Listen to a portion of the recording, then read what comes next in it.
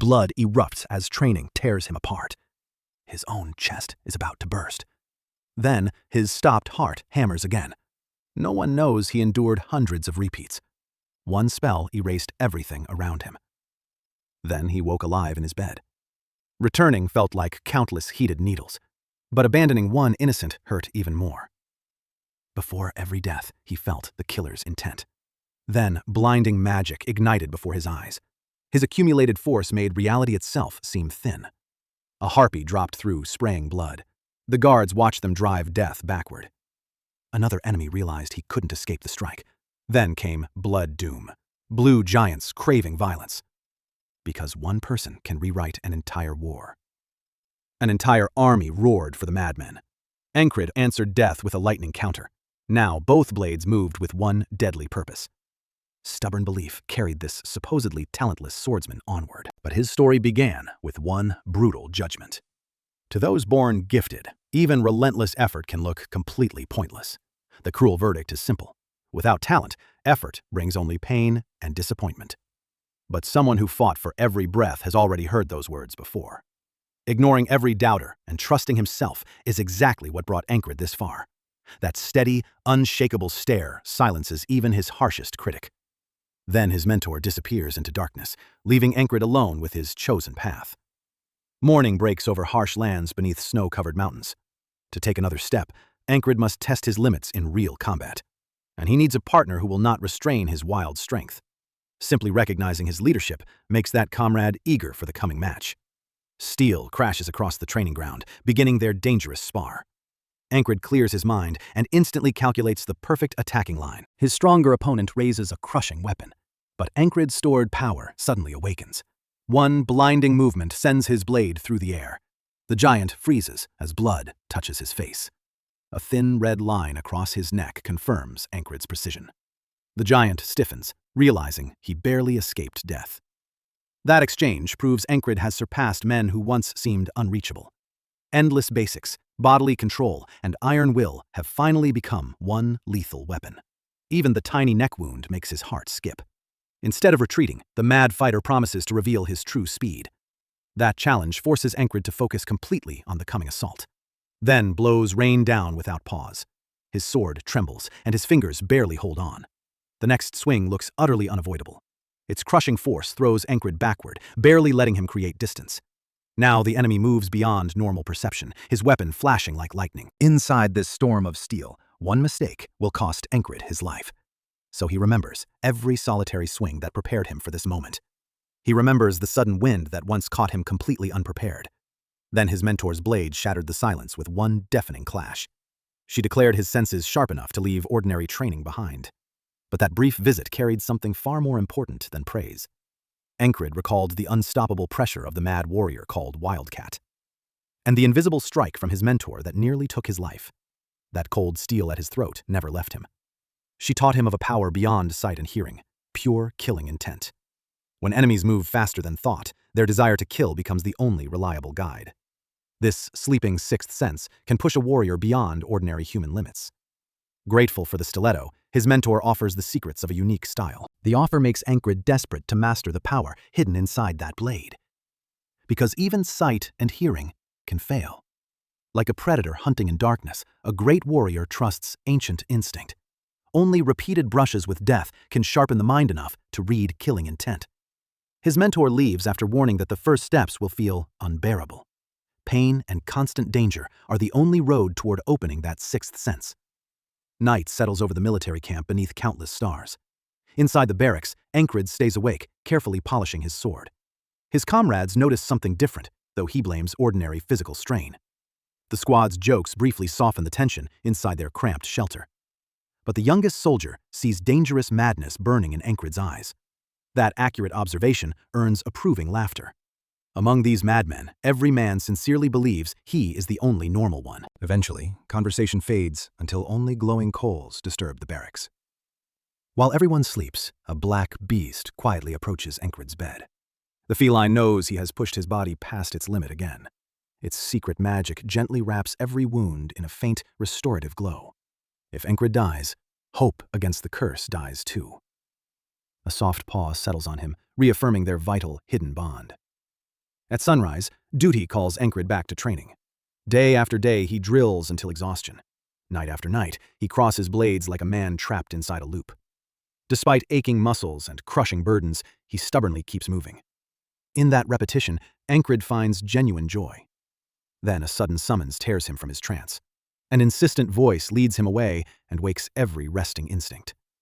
Tension rises with each turn through the dim shelter. By sunset, Encred stands before his team beneath their judging stares. Their former faith has become disappointment and silent reproach. The veterans admit the progress they expected now seems like an illusion. To them, his relentless practice has become repetition without improvement. Whatever sparks of genius they once saw now appear completely gone. So they decide only genuine mortal danger can awaken his strength. A real monster hunt must become the furnace that finally hardens him.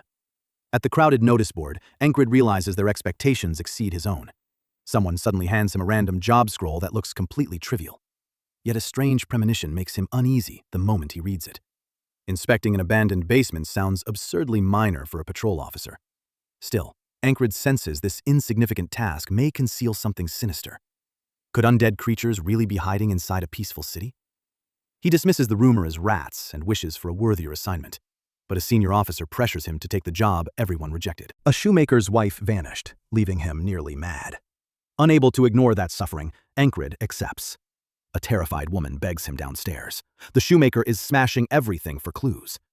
Encred descends the old stairs and finds the man consumed by desperation. The shoemaker points toward a gaping hole beneath his shop floor. That dark pit in the city's heart fills Encred with foreboding. A torch flares, exposing depths hidden for ages. They descend into a damp cavern whose walls clearly show human workmanship. The enormous corridor suddenly makes every old monster story feel believable. A sudden sound makes Encred tense for an attack. Then the torch reveals an ominous junction. 6 dark passages transform the underground structure into a deliberate death maze. Sensing supernatural danger, Encred orders the shoemaker to stay behind. He advances alone, cautiously testing the unknown passage ahead. The moment his foot lands, a deep warning echo shakes the stone vault. Cold, otherworldly light floods the labyrinth as something ancient begins to awaken below. Primordial magic bursts free with merciless force, instantly blinding Encred. Then, space twists as the destructive surge erases everything around him. The explosion devours the world. Encred jolts awake, heart pounding. The fire felt so real that he knows he truly burned alive. Now, ordinary routines and his comrades' advice feel impossibly distant. He remembers stories of sorcerers capable of inflicting fates worse than death. Searching for answers, Encred absently accepts another assignment sheet. Its words confirm that stubborn persistence cannot defeat this magic without expert help. His best chance is finding a wise elf before the shoemaker acts alone. Then, a chilling realization stops him cold. Trusting his instinct, Encred sprints through the crowded streets. He kicks the heavy shop door open. The terrified daughter reveals that her father has already gone underground. Encred immediately plunges into the dark passage after him. He slides down the steep incline while loose stones scatter around him. Panicking, he races onward, praying he isn't late. A lamplit silhouette appears ahead, nearing the sinister chamber. Encred shouts desperately for the shoemaker to stop moving, but the shoemaker's boot lands on the plate. Understanding dawns as blinding light fills the chamber. Encred screams, knowing he missed him by less than a second. The magic detonates and consumes reality again. The roar dissolves into the unnatural silence of an endless ocean. Once again, Encred faces the suffering waiting beyond death. A spectral boat emerges from the mist, carrying a ferryman for lost souls. The ferryman warns that returning will burn Encred's body with unbearable pain. He asks whether Encred will willingly endure that agony again. Encred remembers countless heated needles piercing him together. Yet even before that abyss, Encred never once hesitates. Letting an innocent man die would hurt far worse than any physical death. That conviction drags Encred awake again, drenched in cold sweat. Ignoring his comrade's surprise, he immediately gathers every piece of equipment. One terse answer makes his destination clear: the shoemaker's shop. His baffled ally can only watch, unaware why Encred is rushing. Back at the shop, Encred attacks the floor with a shovel himself. He refuses help and shoulders the danger alone. Descending by torchlight, he accepts that finding a mage would take too long. An ancient labyrinth packed with traps waits below. To protect everyone above, Encred decides he must enter the labyrinth completely alone. First, he needs to gather every scrap of information possible. One of these tunnels may be safe, but testing them could cost lives. Regression offers the easiest answer, yet Encred deliberately searches for another, safer method. He wishes he could sense mortal danger before ever touching a trap. Encred considers just how many deaths he has already suffered. Then he asks exactly when that warning sensation appeared before each one. Did it come during the strike or before? Or had his body sensed the warning much earlier? The key was another person's faint killing intent. Just before every death, the surrounding air had filled with pure killing intent. Hidden killing intent could become his surest guide. He enters the silent darkness again, sharpening every sense to its limit. A massive steel blade suddenly whistles from the blackness. His eyes widen as every survival instinct inside him erupts. Each footstep echoes through the ancient corridor. Then his boot presses down on another stone plate. The hidden mechanism shifts beneath his weight. A sideways blade tears through him. Still clutching the dying torch, Encred falls toward the abyss. Bloodied and dying, he grins at the lesson. Death becomes another beginning, returning him to the sleeping city once more. His purpose never changes, and the dark opening leads him underground again. Now Encred believes survival depends on sensing killing intent before the attack arrives. Every step must be exact, because the slightest haste means immediate death. He advances slowly, gaze fixed, and every sense stretched toward danger. He chooses an unexplored route beneath deceptive silence. For a moment, he wonders whether this direction was a mistake. Still, he presses onward, examining every inch of the rocky passage. A sudden warning makes him whirl and raise the torch toward darkness. Memory says this blade killed him here before. The black corridor ahead looks lifeless, yet ready to strike. His foot freezes above a suspicious stone projection. One careless movement will let the mechanism end this attempt. Heavy steel slices past him by a hair. Silence returns with the torch's fading crackle. Then Encred understands. Memory warned him, not genuine intuition. The grumbling owner interrupts his thoughts and drags him back to reality. Encred refuses to stop until his whole body can sense danger. Above his endless struggle, the moon crosses an uncaring sky. After climbing out, he orders the shoemaker away from those trapped depths. The desperate man begs Encred to learn the truth before his daughter disappears. He admits people keep vanishing, and almost no hope remains. Their only clue is an old ring matching one his missing wife wore. Encred accepts silently, knowing even one detail could unlock the mystery. Night settles over the military camp with uneasy stillness. Alone with his thoughts, Encred holds his faithful beast for comfort. A sharp premonition suddenly arrests his heart and points him somewhere unknown. Meanwhile, a grumbling companion mocks him for wasting time.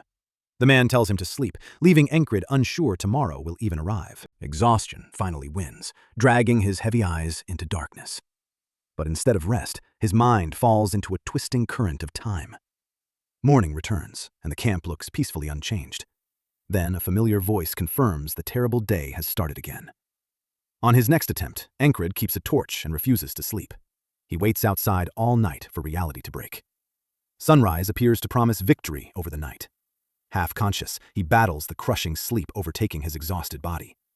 His body finally betrays him, and his eyes close for one instant. He gasps awake on the same hard pillow. Then the truth lands. Even brief sleep tightens the time loop again.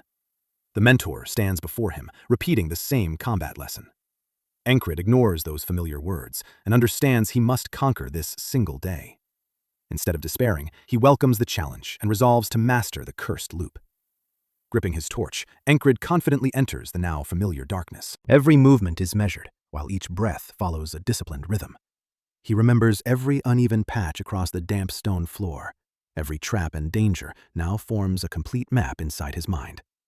A slight turn and sliding step prepare him for the next deadly test.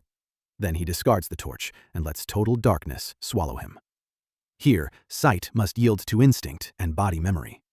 Without hesitation, Encred steps into the bottomless pit and falls freely. Deformed, bony hands reach up from below. They drag him down, but fear is gone. Alone in the sinister cavern, he pauses. A defiant smile appears. The game has begun. An unseen blade suddenly whistles through darkness. Encred slips aside, already knowing its path. Cold moonlight reveals a completely changed warrior. His opponent freezes, unable to believe Encred transformed so much within days. Encred calmly tightens his armor straps. Defying fate, he vows not to return before killing 10 monsters. Even his faithful companion is stunned. 6 dark tunnels wait, and one appears to lead outward. But their creator designed every route with deliberate cruelty.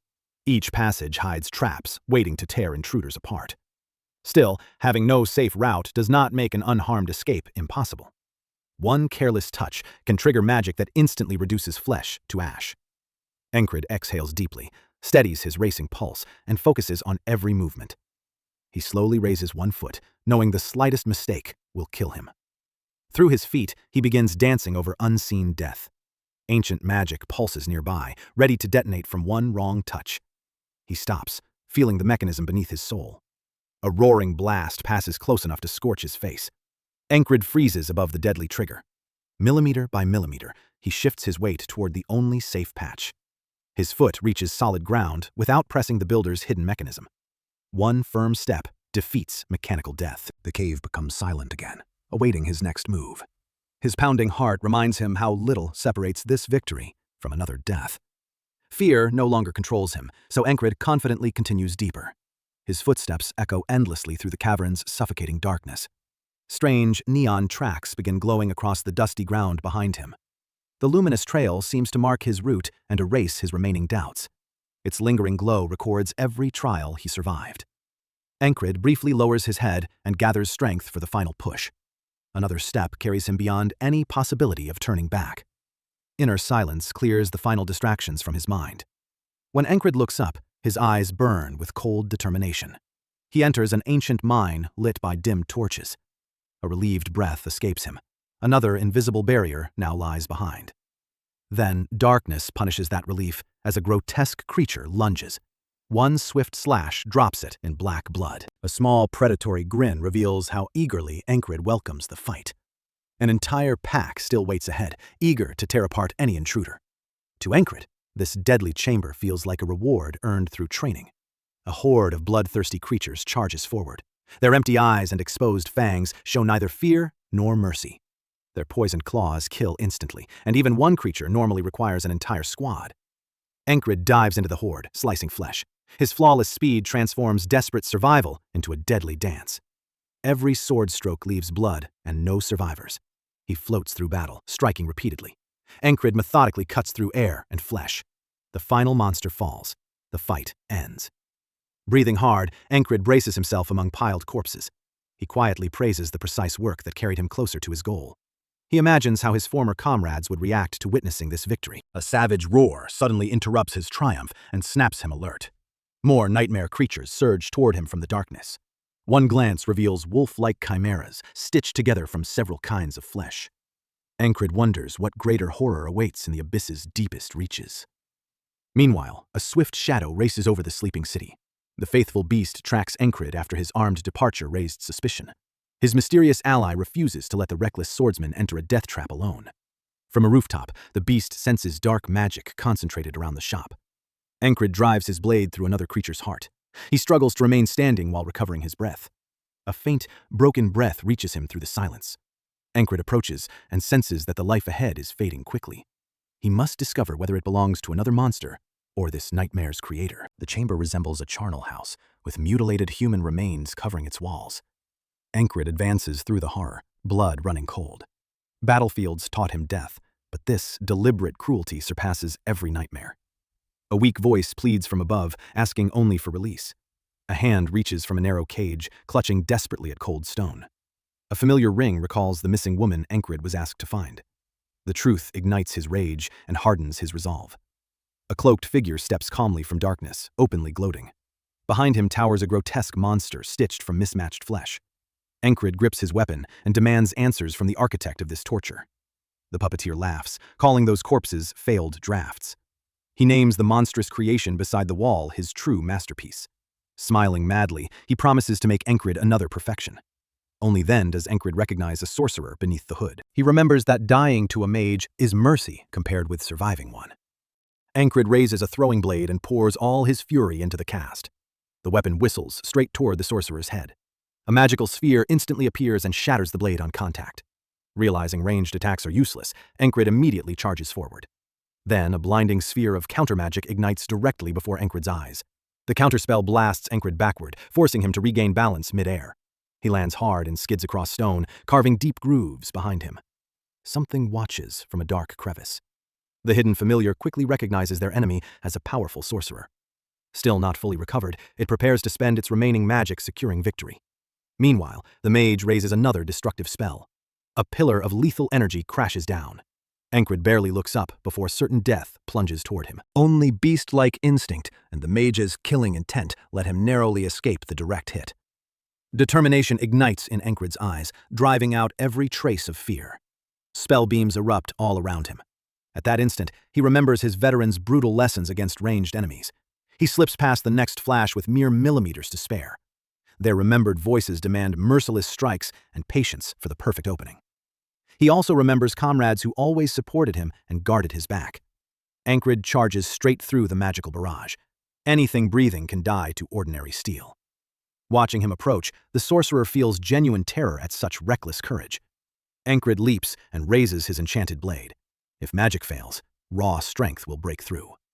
The sorcerer only smirks, daring Encred to challenge his fate. Then blinding energy erupts from the blade during Encred's furious leap. Even nature seems to hold its breath. Encred becomes one with his steel, focusing everything onto a single point. Predatory grace turns the strike into flawless death. The air groans beneath the crushing magical discharge. The blade strikes an invisible barrier, shaking the ground and scattering sparks. The protective dome trembles, then begins cracking. His accumulated fury thins reality at the center. Encred pours in his remaining will and finally overwhelms the barrier. The blow tears through flesh and magic. Encred's gaze remains cold, with every doubt already left behind. Blood sprays as the enemy's magic dies. The finished strike still vibrates through Encred's numb hands.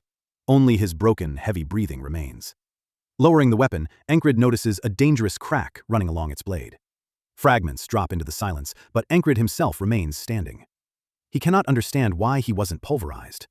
Then he notices the breastplate that absorbed the worst. That overlooked armor may have been the only thing between him and death. Encred exhales heavily and steps away. Beneath rubble and inside cages, something has been draining helpless victims' lives. One final breath fades into dreadful silence. Encred hides the bitterness of victory behind a perfectly motionless face. He turns away, leaving the bodies and the dungeon's secrets behind. The cavern floor silently records the recent slaughter.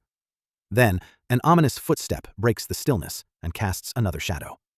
A voice mocks the fallen mage, whose foolish ambition destroyed everything. His flesh golems were unfinished toys. Now that sinister power passes into different hands.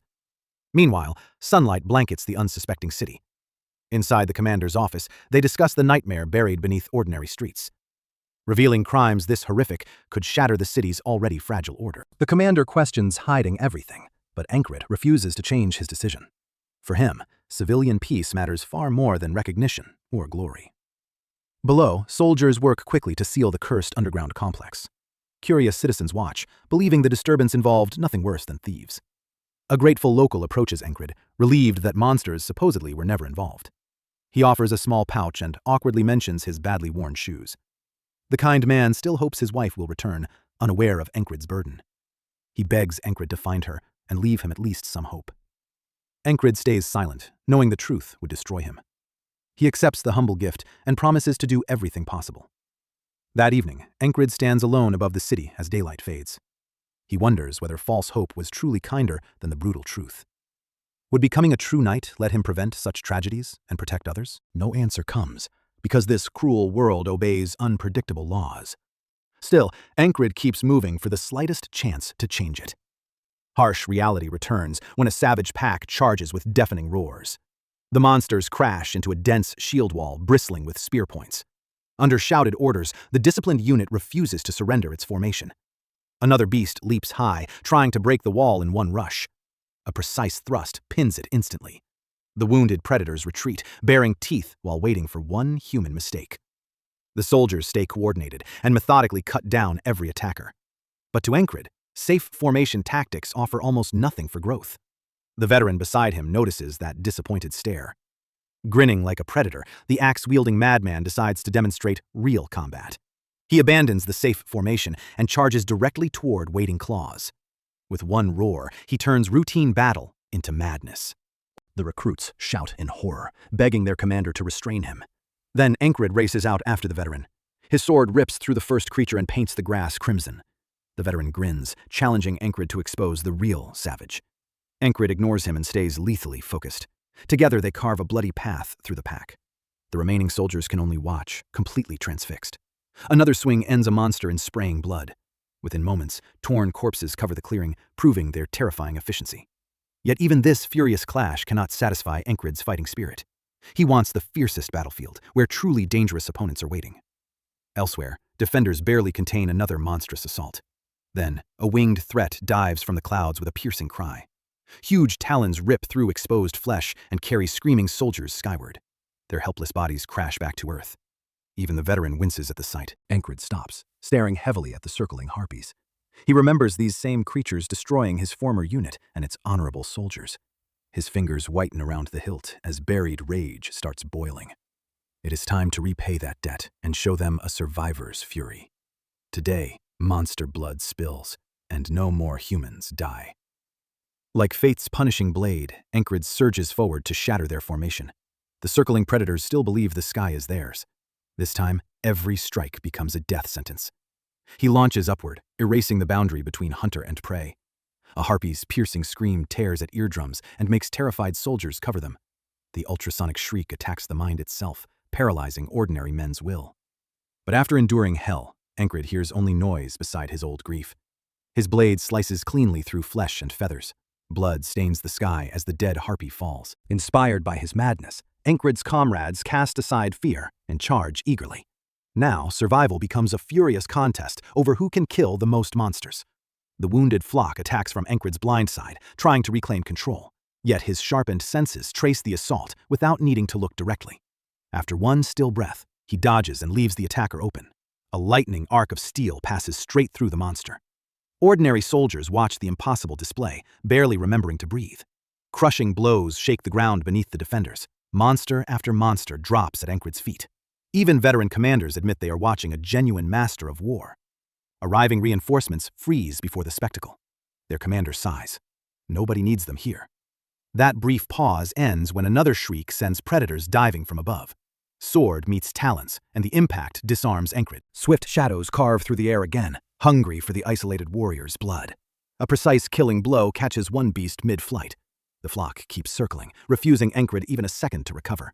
Another creature starts its pass, leaving him only fractions of a second. A lethal shadow blocks the sun above him.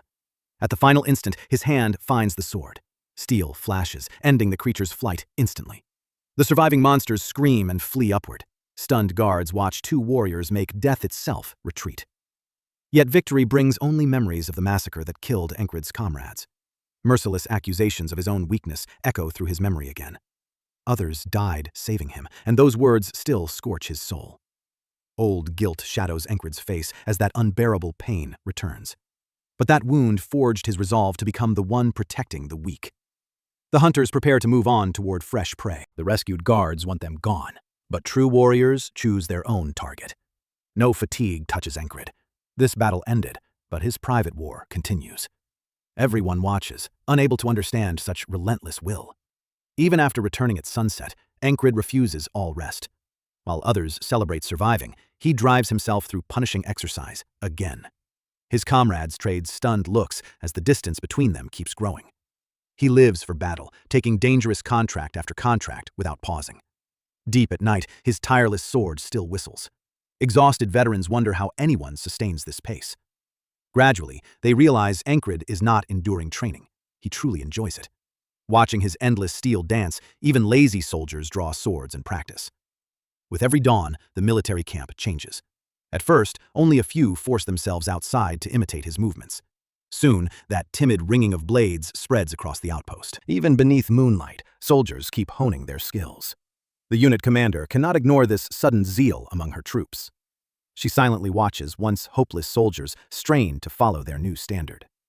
Reports confirm everyone inspired by the Curse Layer has joined the training. Accepting that change is inevitable, she makes a difficult but necessary decision.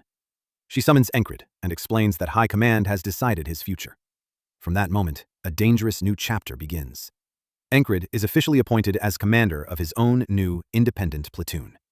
Though barely platoon-sized, his unit may recruit anyone that High Command can provide. The position frees him from routine duties, though new subordinates may bring headaches. Most importantly, he gains far more time to train. His expression hardens as he accepts the challenge. After offering respect and readiness to serve, Encrid prepares to assume command. But the commander stops him and proposes a duel to test his improvement. The unexpected offer instantly ignites Encrid's competitive spirit. His opponent is a dangerous veteran who never shows mercy in combat. He remembers every crushing defeat she handed him before. Since then, however, brutal hand-to-hand training has completely rebuilt his close combat. His sword hits the ground, accepting an unarmed fight. He removes his heavy cloak and settles into stance, sharpening every sense.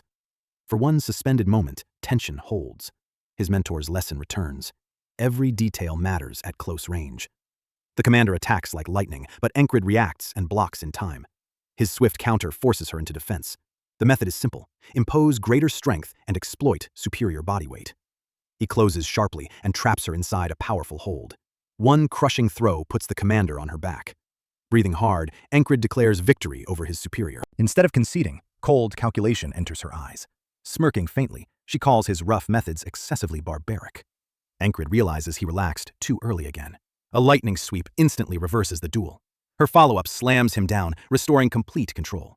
Standing over him, she calmly praises how effectively he exploited her weakness. With faint warmth, she wishes her so-called betrothed continued success. Scowling, Encrid tells her to stand up and stop calling him that. She brushes off the dust and leaves him struggling to understand. His quiet apology makes her turn back in surprise. She answers that the circumstances simply left her no other choice. Encrid remains alone, unable to decipher what her cryptic words truly meant. No time remains. Marching soldiers summon everyone outside. Tension peaks as the enemy changes tactics and prepares for total war. Heavy steps on wooden stairs announce the army's coming war leader. A man whose name unsettles veterans climbs the platform. A merciless commander faces the assembled army. Anxious whispers spread. Marcus, the war igniter, has arrived. The veteran strategist has come to decisively reverse the course of this entire campaign.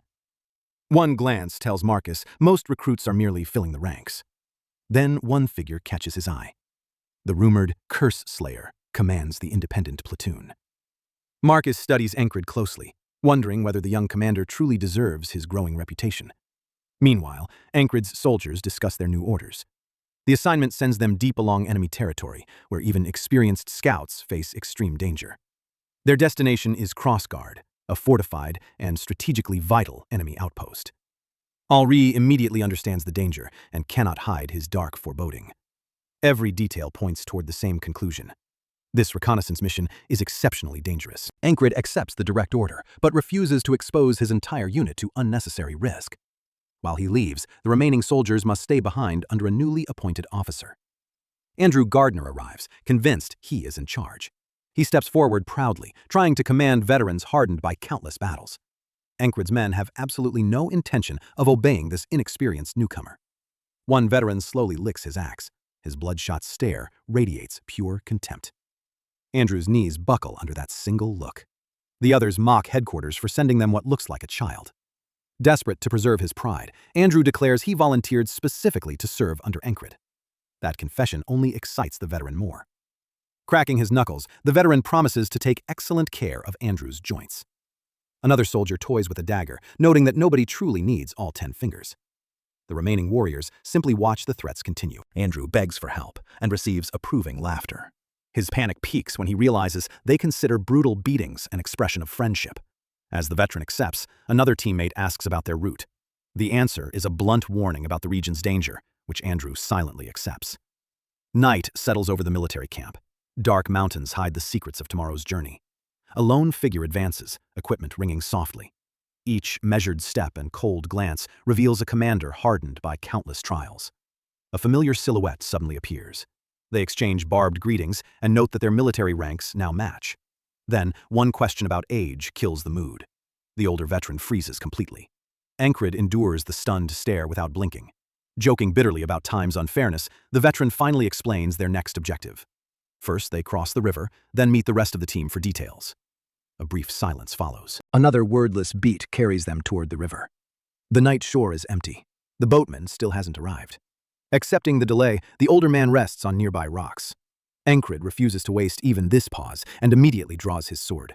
For Encrid, even resting means continuing relentless sword training. The veteran watches, genuinely amazed by Encrid's relentless pursuit of perfection. Worse, Encred is talented and handsome, quietly bruising the older man's pride. Irritation flashes through the veteran's eyes. Encred senses the hostility and instantly tenses. But the dark concern softens into melancholy. The veteran remembers when their rivalries still favored him. He boasts about those old victories and insists real combat would still prove him superior. Encred smiles faintly, saying those days ended long ago. Stung, the veteran draws his weapon. Encred happily accepts the challenge. Both warriors settle into stance, ready to give everything in their sudden duel. Encred tightens his grip eagerly. Steel flashes through the night. Their blades collide with a deafening crash. Each parries the other's attacks instantly, probing the strength of both defenses. Violent exchanges scatter sparks across the shore. Blade against blade, the veteran privately admits Encred has become incredibly strong. That relentless pressure pushes him toward his limit. Steel erupts in sparks again. Then a hidden strike breaks their rhythm. Encred catches the incoming fist just in time. His eyes lock onto the unexpected threat. One wrong step lets the attack slip through. Sharp pain tears through his shoulder. Encred searches for the weapon that broke the duel. The veteran grins, revealing a hidden blade. Encred stares, barely containing his outrage. Then a frightening smile spreads across his face. He remembers an old boatman teaching them subtle hand movements. The old man grumbled through each basic, while both future commanders copied him clumsily. Their guide could only shake his head at such strange practice. A small boat glides beneath the rising sun. Its bow bumps the dock. The fighters jump ashore and immediately ask the scouts for mission details. The veteran suggests washing briefly before their long journey. Encred sniffs himself and reluctantly agrees. While the veteran grumbles, Encred undresses beside the water. The older fighter urges him to hurry, reminding him this is not a resort. Suddenly, the veteran notices someone behind Encred. Encred spins, ready to fight. His companion's confidence vanishes. An unfamiliar woman stands above them. Encred stiffens, shocked she escaped his awareness. The reconnaissance commander orders both startled bathers out of the water. The veteran offers an excuse too ridiculous to help. Encred leaves the water without argument. The stranger studies Encred openly, clearly intrigued by the unexpected view. Smirking, she says the view was worthwhile. Jealous, the veteran starts boasting about his own qualities. The commander introduces herself as Finn and greets Encred with genuine confidence. Encred returns the handshake, quietly measuring his new ally's strength. Ignored, the veteran checks himself thoughtfully. Soon the group marches while Finn begins her operational briefing. Their covert agent, called Cat, secured vital intelligence before suddenly ceasing all reports. Encred immediately asks for details, recognizing the seriousness of the situation. Finn confirms they must infiltrate enemy territory and extract the missing informant. Opening a map, she explains that monsters surrounding the fortress function as natural defenses. The first route is an abandoned smuggler tunnel the guards usually ignore. The second is a nighttime wall assault, demanding strength but preserving secrecy. The third uses merchant disguises, opening the gate but risking deadly inspection. They leave part of the unit behind and entrust the final stage to 3 elite fighters. Encred silently weighs Finn's words, searching for the motive behind them. Her composure both impresses and unsettles him. Asked to choose the best route, Finn answers without hesitation. She points to the tunnel, choosing the darkest and least predictable path. A red full moon watches them wait. To silence his thoughts, Encred practices precise finger movements in the dark. Repeated flicks send one pebble striking the target again and again. An older companion watches, wondering where Encred learned such strange dexterity. Their quiet exchange ends when Finn approaches with light, measured footsteps. Seeing his diligence, she smirks and asks why he trains at night. Finn offers special provisions from one of her people to restore his strength. The rich ration briefly eases the tension. Finn suddenly warns him about a venomous snake hidden beside them. His instant, calm reaction tells her he is no ordinary fool. A promising, playful smile crosses her lips. With a teasing challenge, Finn proposes a much more private training session. Encred freezes, completely unable to answer. Finn remains shamelessly direct, stating her intentions and catching him off guard. Torres bluntly interrupts and tells them to continue that conversation somewhere else. Encred politely refuses, making Finn recall certain rumors about him. Laughing, she mentions his special connection with the commander, making him frown. After one final jab, Finn drops the formalities and finally goes to rest. Torres sighs. His warning was ignored again. Crimson moons ignite over the sleeping camp. Encred finally sleeps, restoring his strength for the difficult road ahead. But that familiar peace quickly dissolves into a strange haze. A vague vision sinks into his mind. The lantern-bearing spirit rises from his subconscious once again, carrying some wordless warning. Encred jolts awake beneath the dark sky. That strange being has not entered his dreams for a long time. Yet Encrid feels certain the apparition was desperately trying to deliver an important message. The commander's image and bitter confession of helplessness immediately return to him. Instead of fear, Encrid grins eagerly. At dawn, the unit departs immediately. Ancient stone ruins soon block their route. Torres questions approaching in broad daylight. Encrid explains that guards relax precisely because nobody expects an infiltration under the midday sun. Torres grins and gives the younger man credit for that clever logic. Without wasting time, Finn leads everyone into the dark, dangerous tunnel. As their tracker, she scouts ahead without making the slightest sound. Every step lands carefully, barely touching the rough stone beneath her. Her nearly invisible movement makes no sound. Encrid watches closely as Finn performs her role with effortless skill. He copies her light footwork, trying to move with equal silence. A shout and clashing weapons split the darkness. Finn instantly screams for everyone to retreat, but crossbowmen already occupy the rear, trapping the unit inside a narrow stone dead end. The ambush commander intends to leave the infiltrators absolutely no path of escape. Realizing battle is their only exit, Finn charges forward with a furious cry. Crossbow strings snap, filling the tunnel with bolts. The group dodges through the barrage while forcing forward along the cramped passage.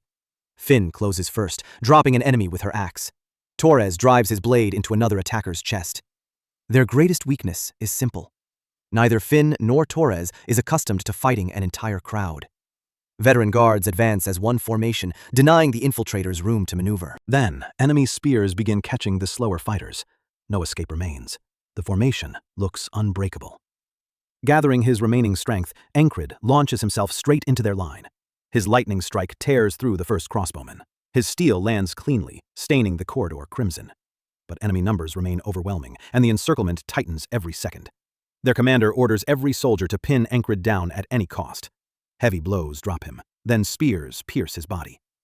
Encrid looks up as his remaining strength disappears. That attempt ends in brutal, inevitable death. Pain gives way to sunlight and wind. Beside the cave, Encrid dissects the ambush and realizes the enemy had been waiting for them. The possibility of a traitor within their own unit begins tormenting him more with every thought. When they suggest the tunnel again, Encrid refuses. Instead of entering that underground death trap, he proposes climbing the city's wall directly. The veteran supports him, trusting that proven instinct. Finn reluctantly agrees, unaware his supposed instinct is knowledge carried from another life. Only darkness can conceal the climb. With hours remaining, Encrid asks Finn for a training match. Finn turns it into another joke, but his stern look quickly restrains her. They put their weapons aside and prepare for hand-to-hand sparring before the assault. Finn answers with a sly, eager grin. Knowing enemies may wait everywhere gives this training very real urgency. Encrid fixes his eyes on Finn and prepares to move first. Smiling boldly, she invites his attack. His sudden lunge meets an equally fast and precise counterattack. The spar becomes pure speed, where every small movement decides control. A dangerous strike flashes inches from Encrid's head. He recognizes the danger and changes tactics immediately. Using his weight, Encrid closes hard and knocks Finn from her feet.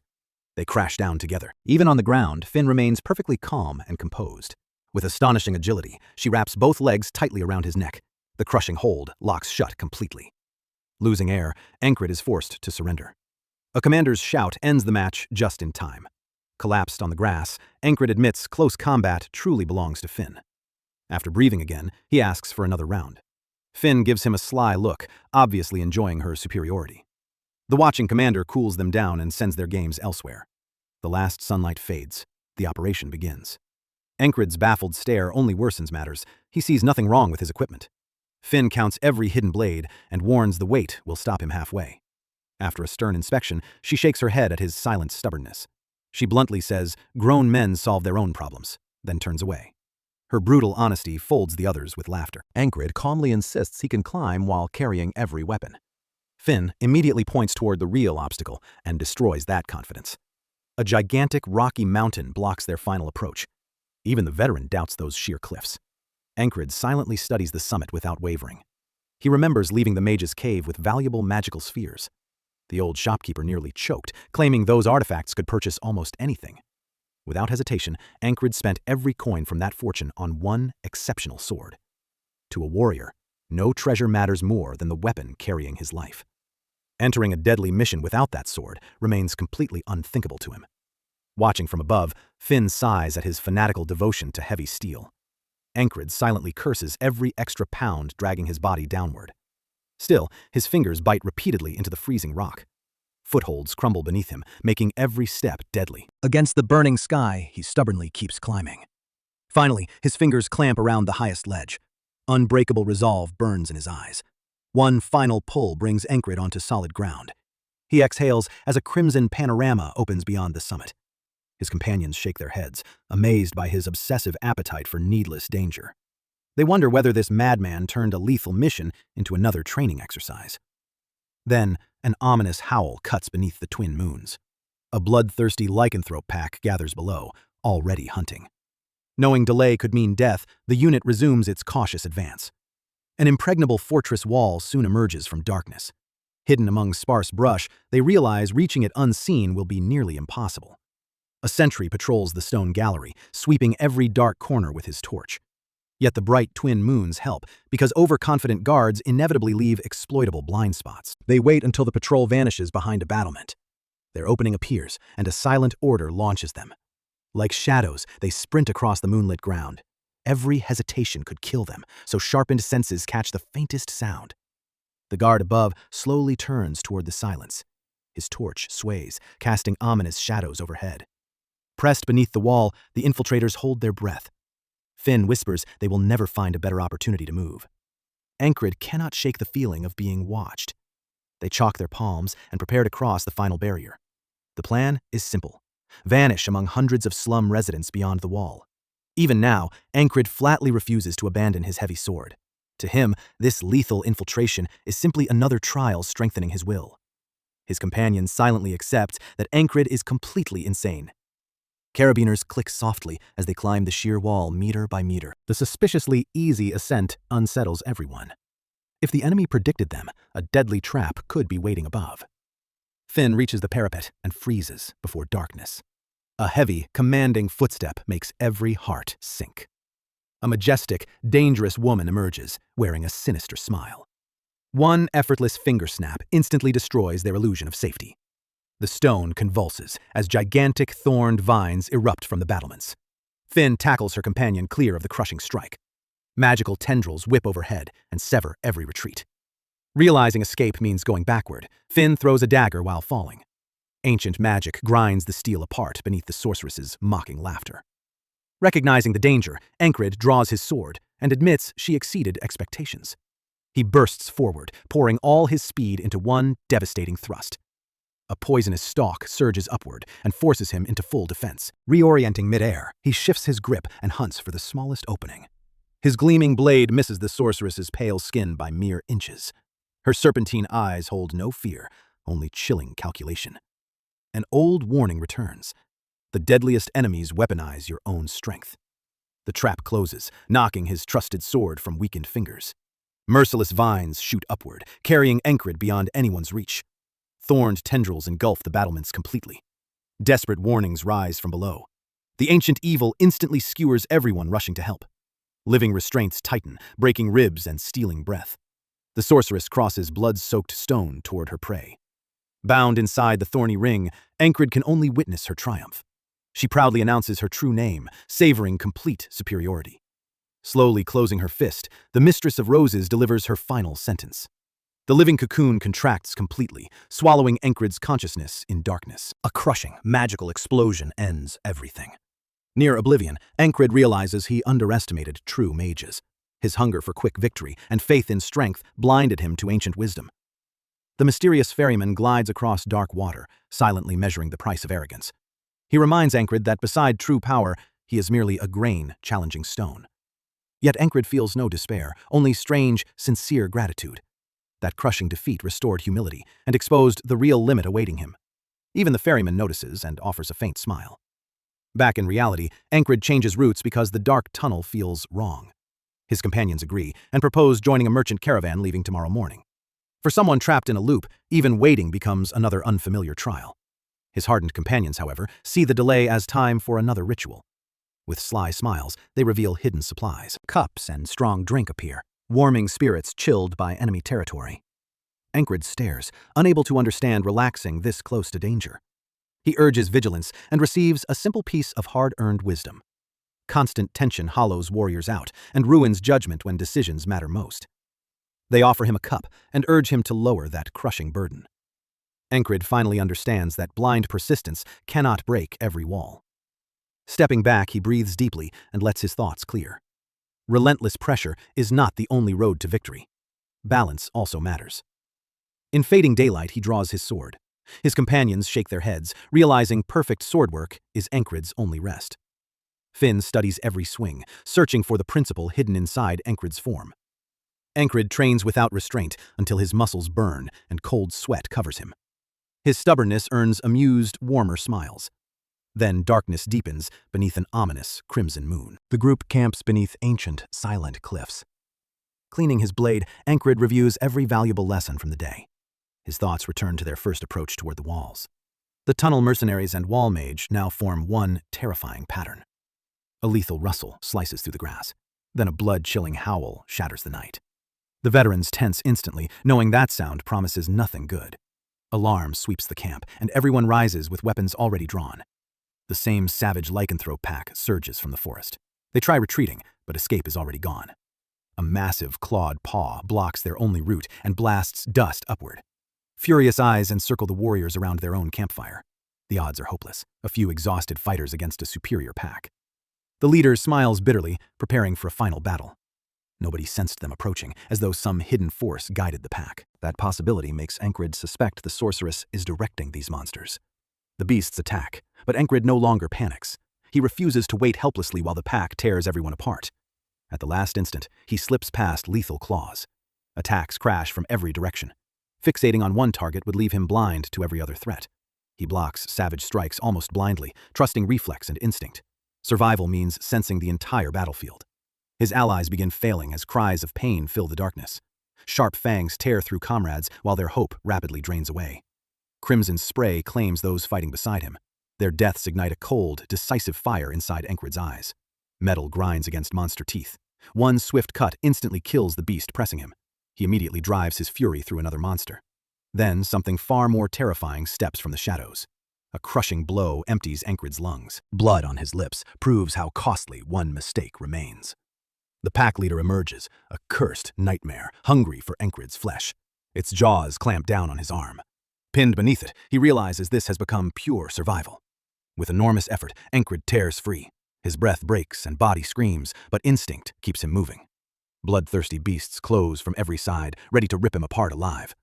At the brink, visions of inevitable death flash before Encred's eyes.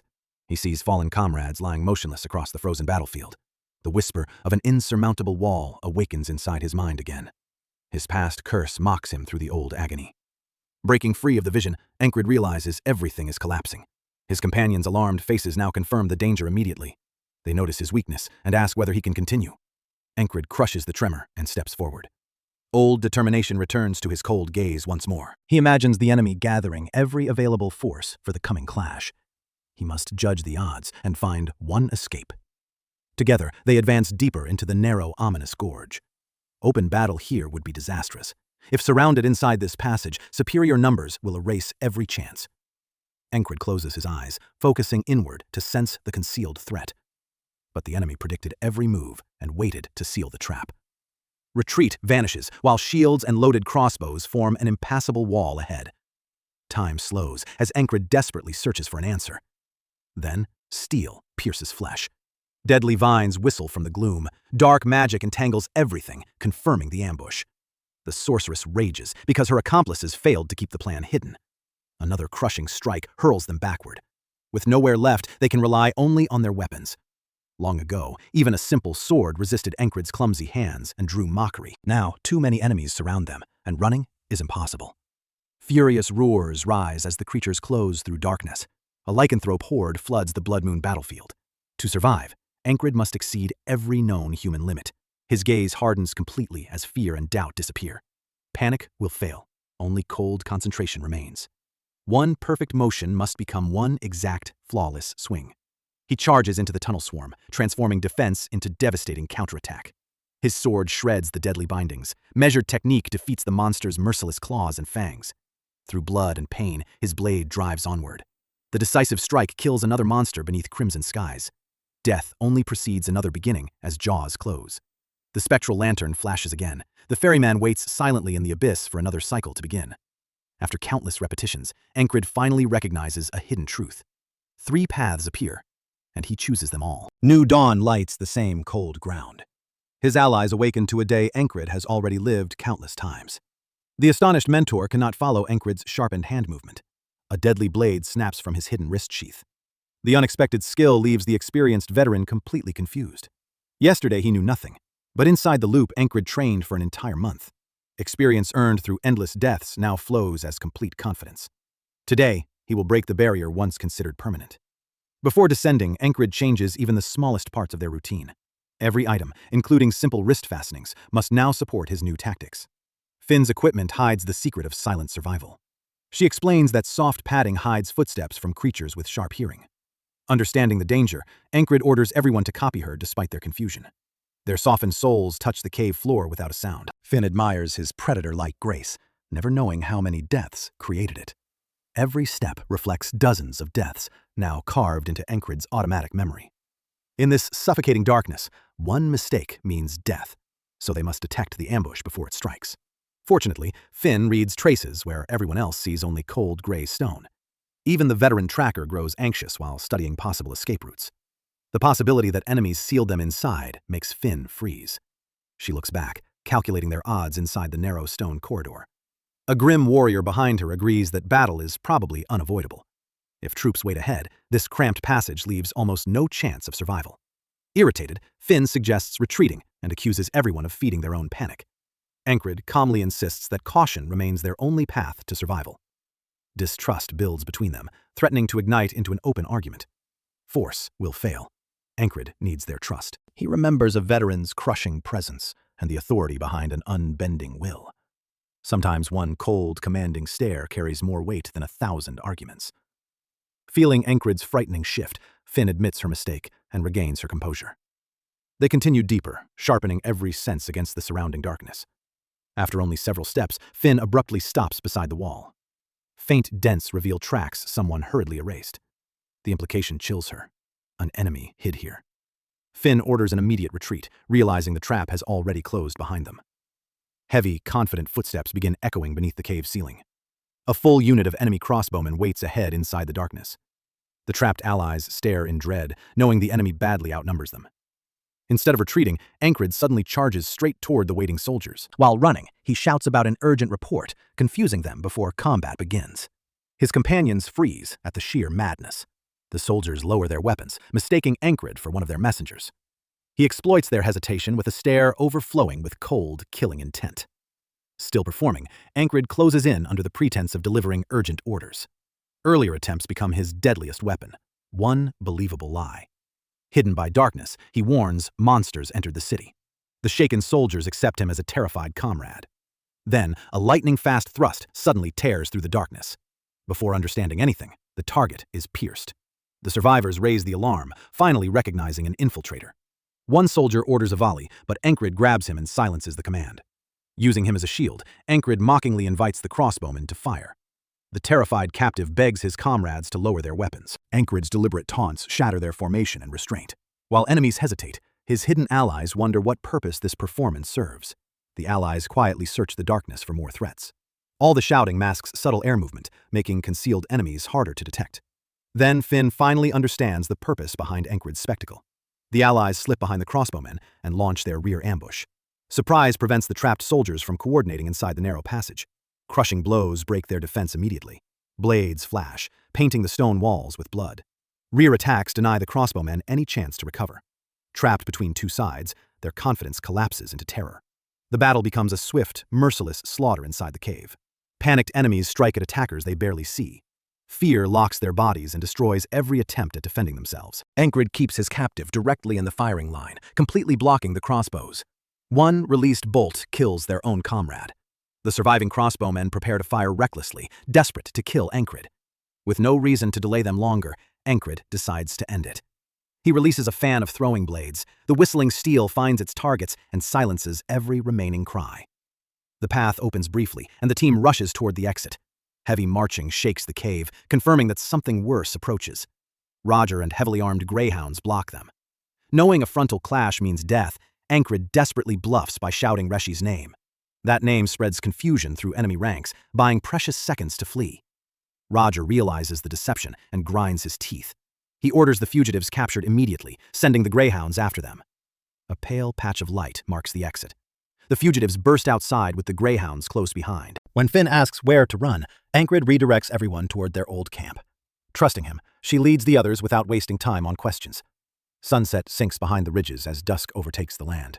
While running, Ancred waits for the exact moment to reveal his hidden trump card. He remembers his mentor's warning about a lethal trap among red riverside rocks. His sword strikes the rocky bank and awakens the dormant danger. Stone fragments scatter, earning only contemptuous smiles. Those smiles vanish when venomous creatures emerge, hissing. Angry snakes engulf the vanguard and shatter its formation. His companions fear the noise will attract something worse. That is exactly Ancred's plan. Summon the region's true predator with noise. While pursuers battle snakes, the team climbs the steep gorge with its remaining strength.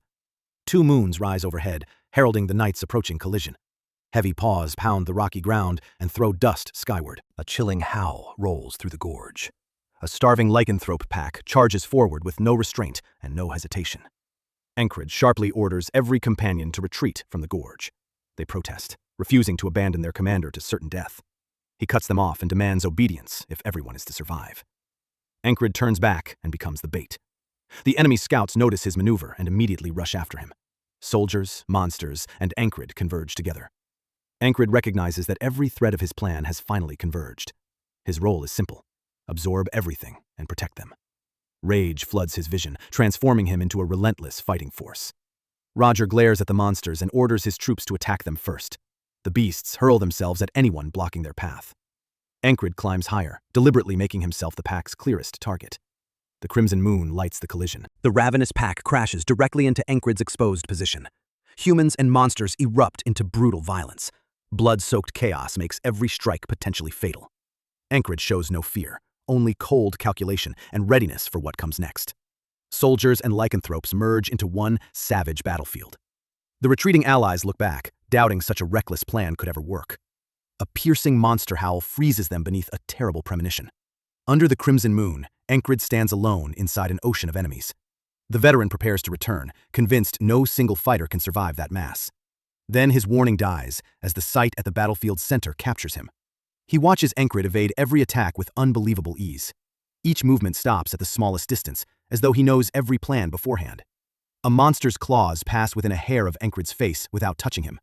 He glides through the attacks like a ghost. Every attempt to surround him ends with weapons slicing only empty air. Even a deadly spear passes harmlessly beside him. Dark fire fills Ancred's eyes. He controls this fight instead of merely surviving. Meanwhile, Roger desperately reforms his soldiers. Ancred knows a restored formation would kill the lycanthropes and ruin everything. Before Roger recovers, Ancred closes the distance and engages him directly. Roger shouts threats, boasting that no ordinary fighter can wound a veteran like him. Ancred's cold stare makes clear that titles mean absolutely nothing here. He parries Roger and smashes the helmet away. The heavy helmet clatters across the ground, showing who controls this exchange. The soldiers stare at the secret revealed beneath it. Roger's carefully hidden bald head is exposed before everyone. Ancred calmly assures him there's nothing shameful about being bald. The reassurance only pushes Roger into even deeper fury. Seizing the opening, Ancred continues teasing him loudly before every subordinate. He openly mocks Roger's baldness before the stunned soldiers. Roger clenches his teeth, struggling not to surrender completely to the provocation. Ancred smiles slightly and shakes his thick hair. Then he runs a hand through it, deliberately radiating effortless superiority. Even the onlookers fall silent before such elegant cruelty. Roger finally loses control and raises his blade with a furious roar. Blinded by anger, he charges, but Ancred slips clear. Their swords collide with a deafening crack, spraying sparks across the battlefield. The duel erupts into rapid, lethal exchanges. Roger's bloodshot eyes demand immediate revenge. Another flying thrust forces Roger to jerk his head aside at the final instant. Using that opening, Ancred leaps for the finishing blow. Roger realizes with silent horror that escape is impossible. Then an enormous clawed paw explodes from the shadows. The monster's sudden attack tears through the air and transforms the battle. Steel screams beneath the blood-red moon. Soldiers scream as their commander falls.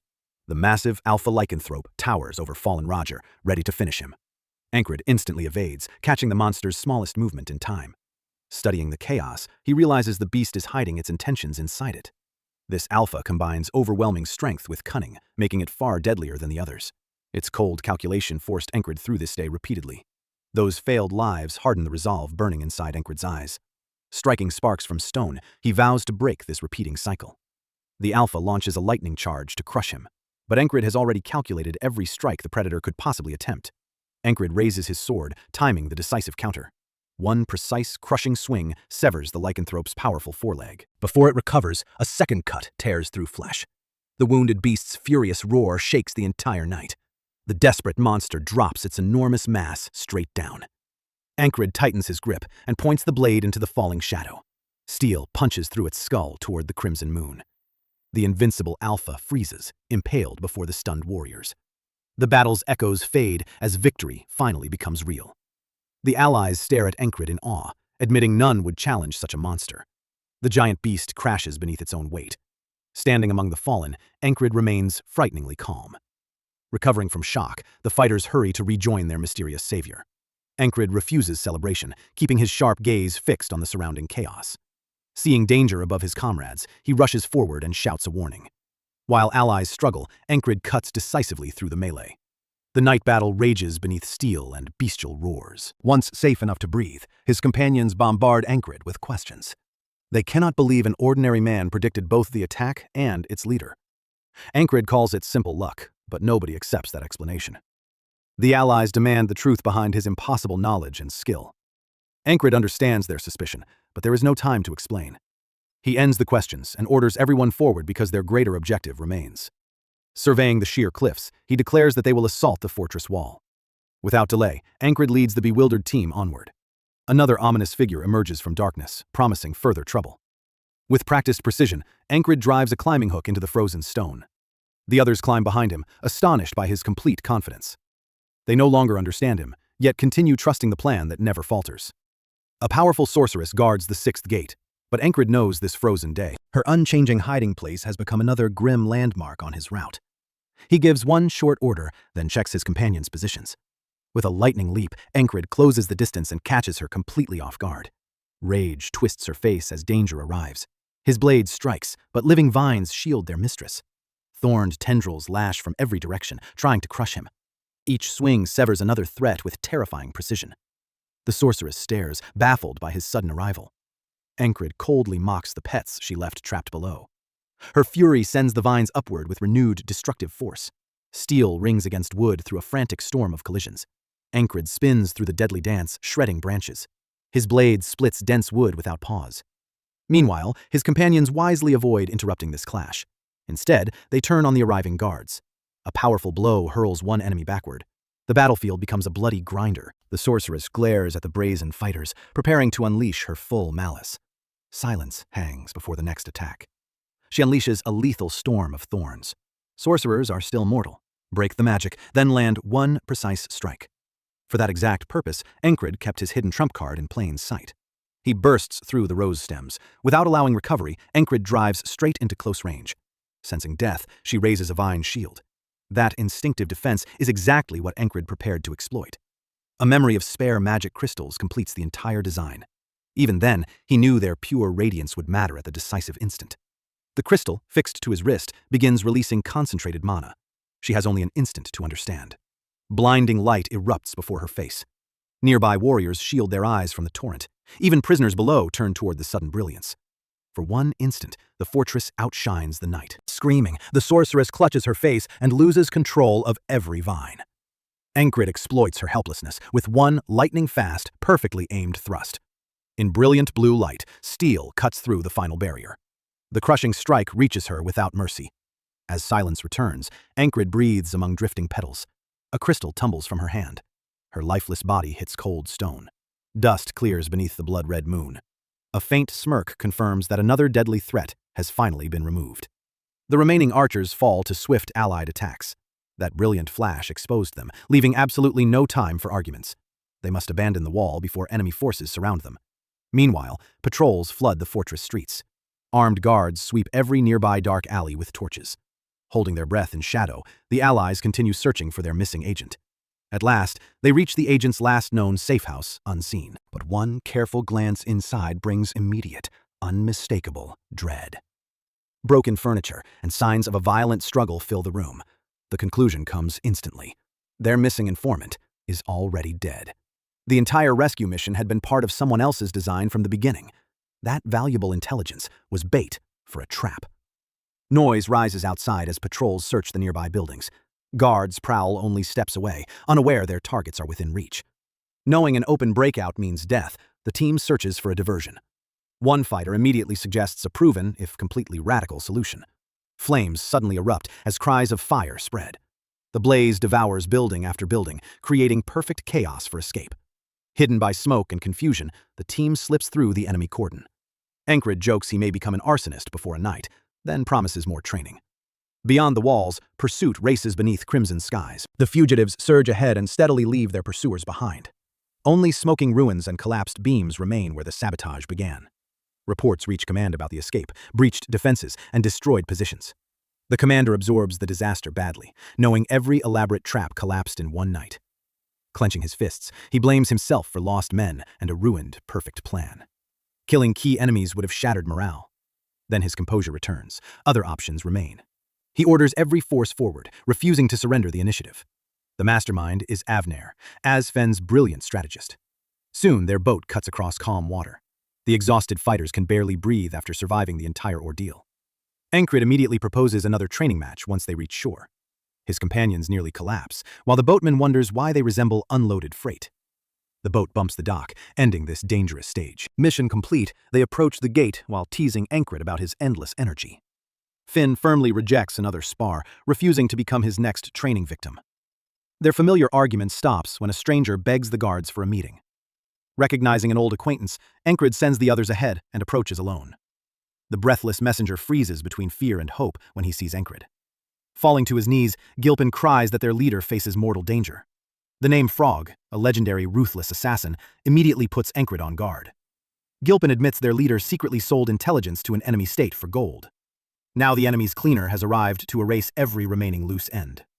Meanwhile, enormous profits from shady deals are counted inside the guild office.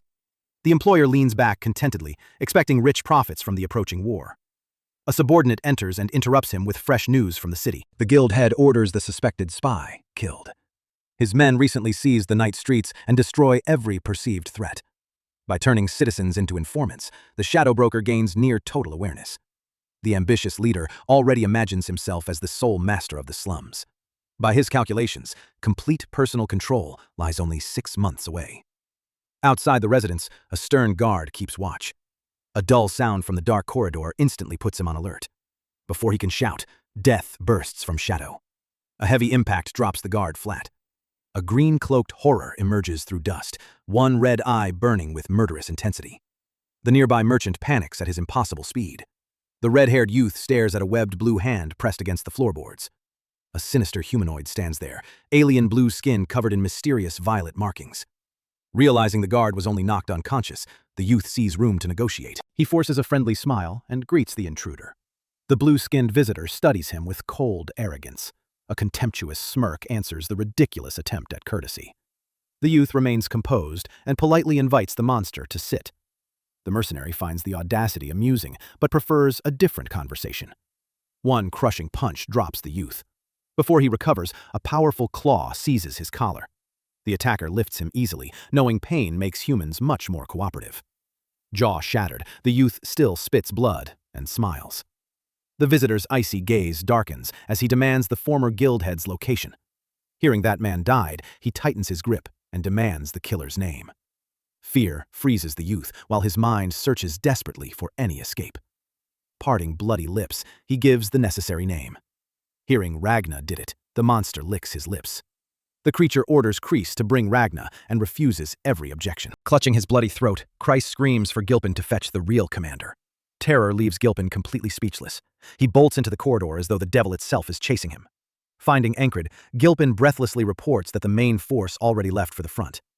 Encred immediately understands the situation and recognizes Kreis's quick thinking. Calling Ragna means summoning Frog's possible killer. Out loud, Encrid only asks whether Kreis survived 3 days as a hostage. Noticing Gilpin's tremble, he confirms Kreis kept every limb. Once assured no torture occurred, Encrid falls into grim memories.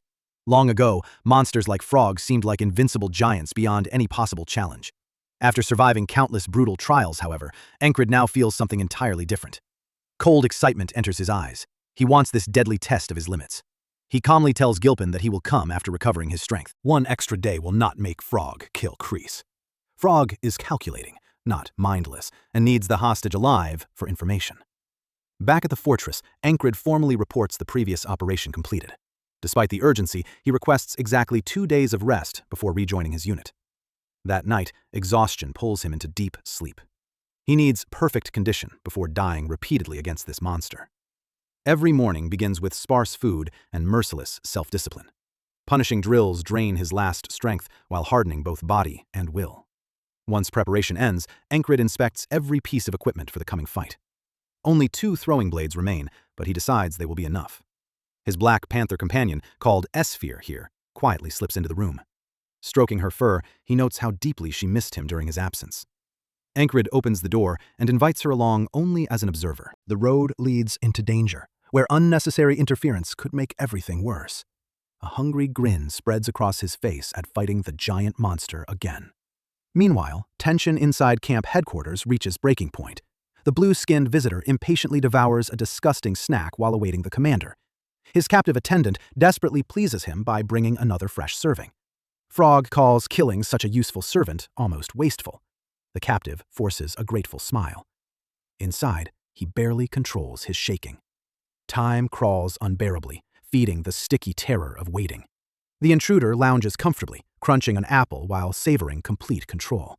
With both feet on the table, Frog behaves like the room's unquestioned master. The prisoner frantically wonders why the promised reinforcements are taking so long. He can only smile and pray. Serving more fruit, he desperately counts every precious second. At that moment, rapid footsteps echo beyond the guarded room. Rescue races closer through the dark corridor lit by torches. Weapon ready, Encrid prepares to enter. Inside, the giant humanoid keeps eating without the slightest concern. Then red eyes catch death approaching through the wall. A colossal blow explodes the partition into splinters. Encrid emerges through the dust before the enemy who dismissed him. Kreis freezes, unable to believe the impossible scene before him. He cries out, horrified by Encrid's desperate attack. Encrid instantly throws both blades, forcing Frog into a lightning-fast leap. His sword follows immediately, spinning behind the fleeing target. Frog's extraordinary reflexes save him at the final instant. Both fighters skid apart, opening distance for the next exchange. Encrid's gaze turns cold as he measures Frog's true ability. Abandoning his lazy posture, Frog answers with concentrated killing intent that fills the shattered room. A heartbeat later, their weapons collide amid sparks and ringing steel. Crawling from the wreckage, Kreis cannot believe this fearless warrior is his commander. Frog unleashes a relentless chain of inhumanly powerful thrusts. Blocking those blows directly would shatter Encrid's bones. His only chance is redirecting the assault through soft, wrapping parries. Refined sword work knocks each lethal trajectory aside. Steel scrapes against steel, filling the room with bright sparks. Surviving is not enough. He needs one opening. Frog's regenerating heart must be pierced to stop him. Reading the plan, Frog blasts Encrid away. Encrid crashes through the wooden structure. Kreis freezes, fearing his captain will never rise. The blue-skinned giant advances slowly through the swelling dust. Confusion and anger burn together in Frog's eyes. How did an ordinary mortal endure that force? Human limits should have failed at the battle's very beginning. Encrid plants his sword down, supporting his shattered body. Fighting through hellish pain, he forces himself back into a firm stance. A bloody smile proves the hit only excited him. Enraged, Frog dives from above to crush the insolent challenger. Instead of retreating, Encrid charges into death. Frog realizes the madman is targeting his chest again. Encrid slips beneath the swing and launches a lightning-fast counterattack. He pours everything into one thrust meant to erase Frog's greatest advantage. The blade tears into flesh, spraying blood. One precise hit strips away the monster's central advantage. Frog remains dangerous, so Encrid gives him no pause and exploits every counterattack. Frog erupts, determined to crush his challenger. Encrid's blade meets monstrous force, throwing sparks as he struggles to parry. The pressure peaks, cracking his weapon in half beneath Frog's overwhelming strength. A lethal shadow hangs over Encred again. Fear whispers that Encred has reached his limit.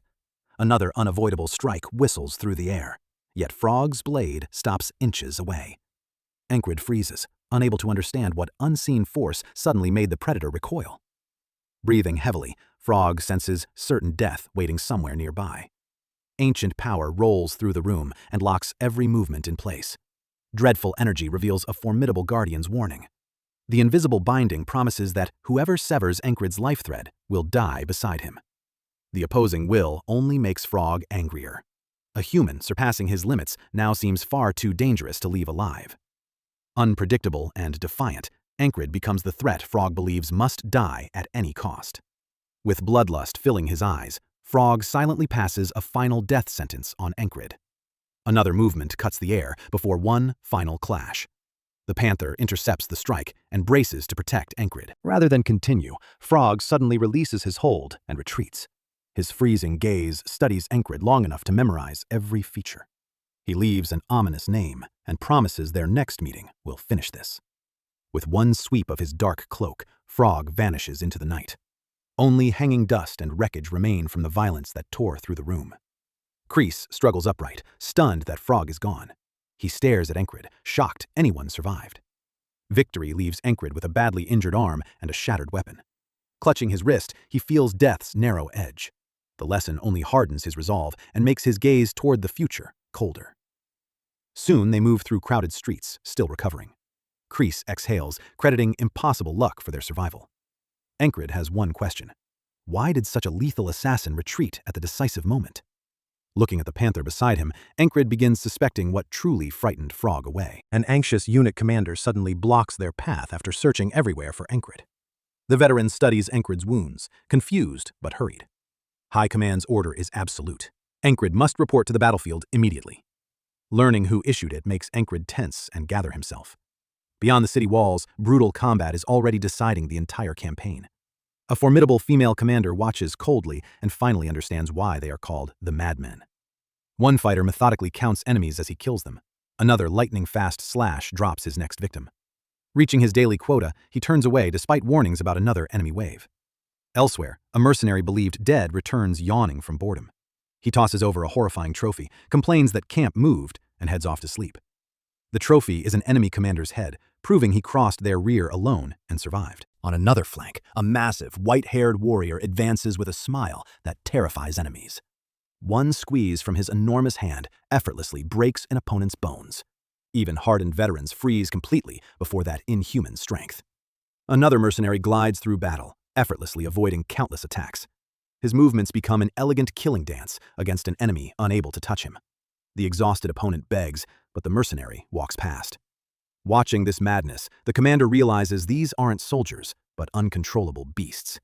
Even senior officers wonder who managed to bring these monsters onto a battlefield. The real challenge is not deploying them, but stopping them from rebelling. Entering the barracks, the warrior announces one mercenary must replace their absent commander. The order instantly angers fighters accustomed to obeying only their own leader. A harsh reminder that disobedience burdens Encred quickly sobers them. Recognizing that responsibility, the young officer swallows his pride to protect someone important. The appointed leader sets a strict kill quota and warns them not to demand more. Meanwhile, command studies a front where every marker matters. Officers admit Asfen has begun systematically provoking their soldiers into single combat. An elven officer bitterly reports that proud soldiers keep losing those deadly duels. A commander slams the table, knowing repeated humiliation could destroy the army's morale. The obvious solution is sending their most reckless fighters to reverse those duels. Every commander's attention turns toward the infamous Mad Platoon and its established reputation. An advisor warns against pressuring those unpredictable mercenaries too hard. Grinding his teeth, the commander agrees and orders their temporary leaders summoned immediately. Sunset shadows stretch across a camp, bracing for another storm. Experienced fighters cross camp grimly, discussing the enemy's clever traps and changing tactics. The platoon's temporary leader sighs beneath the responsibility forced on him, while Encred remains absent. Fresh bruises on the younger soldiers show how difficult restraining their unruly comrades has become. They admit borderline sparring has become a brutal but necessary school for battlefield survival. Living on the edge drags hidden strength from them through every new clash. Even while admitting the humiliation, they see this ordeal as a path toward genuine greatness. Fortunately, the platoon's fiercest members are too occupied with personal matters to cause trouble. Only axe blows and sharpened steel disturb the quiet. Here, even rest feels like a pause before slaughter. Faced with reality, the rebels swallow their pride for the people they still care about. A sudden scandal erupts when an officer from another unit starts shouting. He accuses the platoon of neglecting duty, while nervous onlookers fear the consequences. A young soldier steps forward, refusing to tolerate insults against his platoon's honor. The officer's cutting accusations only feed the conflict further. A silent giant's shadow rises behind the youth. The youth shoves him, openly provoking a fight. The dispute peaks as both sides drag harsh ideas of military honor into the argument. The exchange explodes into a loud quarrel before an audience of soldiers. A seasoned warrior watches and sighs helplessly. Pointless infighting and the absence of real battle poison every day they remain here. Entering the tent, he seeks solitude from everyone else's foolishness. Empty bunks and abandoned weapons recall happier, painful days. For the first time, leaving military service forever begins taking shape in his mind. Without Encred, the once united platoon is rapidly coming apart at every seam. The oppressive silence and lack of news invite the darkest conclusions about their commander. Doubt starts eroding even veterans who once followed Encred without a single question. Each man feels remaining in this camp has become a complete waste of time. Their personal goals are already fulfilled, leaving little reason not to walk away. Uncertainty and disbelief slowly eat through the bonds holding their veteran brotherhood together. Unless their leader returns soon, the entire mad platoon will disappear completely. Then hope returns along the dusty road. After paying final formal respects to command, Encred heads back toward his men. He passes scattered scuffles started by bored soldiers throughout the camp. The tent flap lifts, shattering the heavy silence. One long-awaited announcement confirms their commander has returned. Before the veterans process it, the youngest fighter bolts forward. Weeks of restrained fear erupt in a deafening cry. He clings desperately to Encred, releasing every painful emotion built during the wait. Genuine smiles break through the veteran's usual hardness. An older comrade gently pulls the sobbing youth away and restores some composure. In fading sunlight, the reunited platoon becomes whole again. Night returns the camp to its harsh reality. Inside the tent, the reason High Command rushed Encred back becomes painfully obvious. Without their captain's firm hand, these hardened rebels refuse to obey anyone else. Talk of discipline quickly shifts towards something more important. Their eyes meet as everyone wonders how much stronger Encred has truly become. A sheath strikes the floor with a threatening thud. His comrades want to test their returned leader in a real duel immediately. They instantly argue over who gets to fight him first. Only the giant's firm grip restrains them and insists everyone wait. Encred casually brushes aside every attempt to restrain his fighting spirit. The others surrender with exhausted sighs. His cold, confident gaze promises every challenger will learn exactly how far he has advanced. An assistant studies Encred's wrapped wrist skeptically and warns him not to damage it further. Encred loosens the bandages, exposing fresh marks left by recent battles. Those wounds pull his thoughts back toward the brutal fights that hardened his resolve. The monsters at Crossguard gave him far more than ordinary battlefield experience. Every bloody step through that nightmare carried him closer to the goal he treasures. The knight's road remains merciless, yet looking backward reveals how far Encred has already traveled. Whatever doubt survives in their eyes, he intends to erase it by proving his strength. The medic reties the knot with a grim smile. Encred only smirks and accepts the challenge. The air tightens as he strides onto the training ground. His opponent already waits there, eagerly studying every movement Encred makes. Every muscle across the challenger swells, prepared to release his full fury. A heavy axe tears through the air toward Encred's unwavering stance. The strike lands exactly where intended. Cold calculation fills Encred's eyes as he reads the entire path of the attack. Steel meets steel in a fiery burst. His opponent grins, recognizing Encred's entirely new level. Encred moves without hesitation, carrying the confidence of a warrior who finally understands his own strength. That certainty only excites his opponent, who wants to witness the full depth of Encred's skill. Each strike arrives faster and cleaner, cutting through defensive positions with startling ease. The watching comrades stare at 1 week's transformation. Senior fighters can barely contain their impatience to test themselves against him next. Everyone waits for a turn, while urging the current challenger to keep attacking. Every eye remains fixed on a display that has grown far beyond ordinary training. Even his opponent admits old experience means nothing against Encred's accelerating offense. At last, sparring ends as cool night settles. Later, inside their shared tent, the fighters question Encred about his injured wrist. He calmly explains that an ordinary frog caused it during the journey back. One comrade freezes, imagining that impossible frog. The others tease their captain for getting wounded during something supposedly so trivial. Further questions reveal the mission nearly became fatal. Encred casually lists greyhounds, lycanthropes, and a sorceress all waiting in ambush. The youngest fighter trembles at the comparison. He finally sees the gulf separating him from Encred. The conversation fades as a dying candle darkens the tent. Petting his drowsy companion, Encred reviews the day's fights and the restraint his comrades showed. He clenches his bandaged wrist, eager to recover and face them without holding anything back. Even in bed, they fight imaginary battles. Their voices insist strength comes only through endless practice and mistakes corrected without mercy. Barracks' shadows hide exhausted bodies and the constant vigilance of instinctive fighters. Even half asleep, Encred promises every opponent a brutal rematch at the first opportunity. Friendly rivalry pushes their commander higher. A heavy sigh interrupts the boasting and reveals everyone's accumulated exhaustion. Someone notes that Encred must endure their mockery while that wrist remains wrapped. Advice pours from every bunk, turning bedtime into an argument over better combat technique. Only threats against that cursed frog force Encred to relive his recent humiliation. Rest here always carries hunger for superiority. Dark determination flares to erase that absurd defeat. Someone awaits their captain's rise as amphibian slayer. Nearby bunks stir as weapons cut the air. One fighter's stern stare reminds them that nobody here is allowed to relax. Encred finally ends the circus and orders everyone to sleep. The warriors reluctantly obey, and silence claims the barracks. Outside, cold moonlight and fire sparks cover the still camp. Golden dawn spreads across the peaks. Encred sits up sharply, surprised he overslept. His loyal panther stretches beside him peacefully. Outside, a soldier meets Encred and delivers the newest camp report. The rear remains strangely quiet because the main army moved forward, leaving only guards and support troops.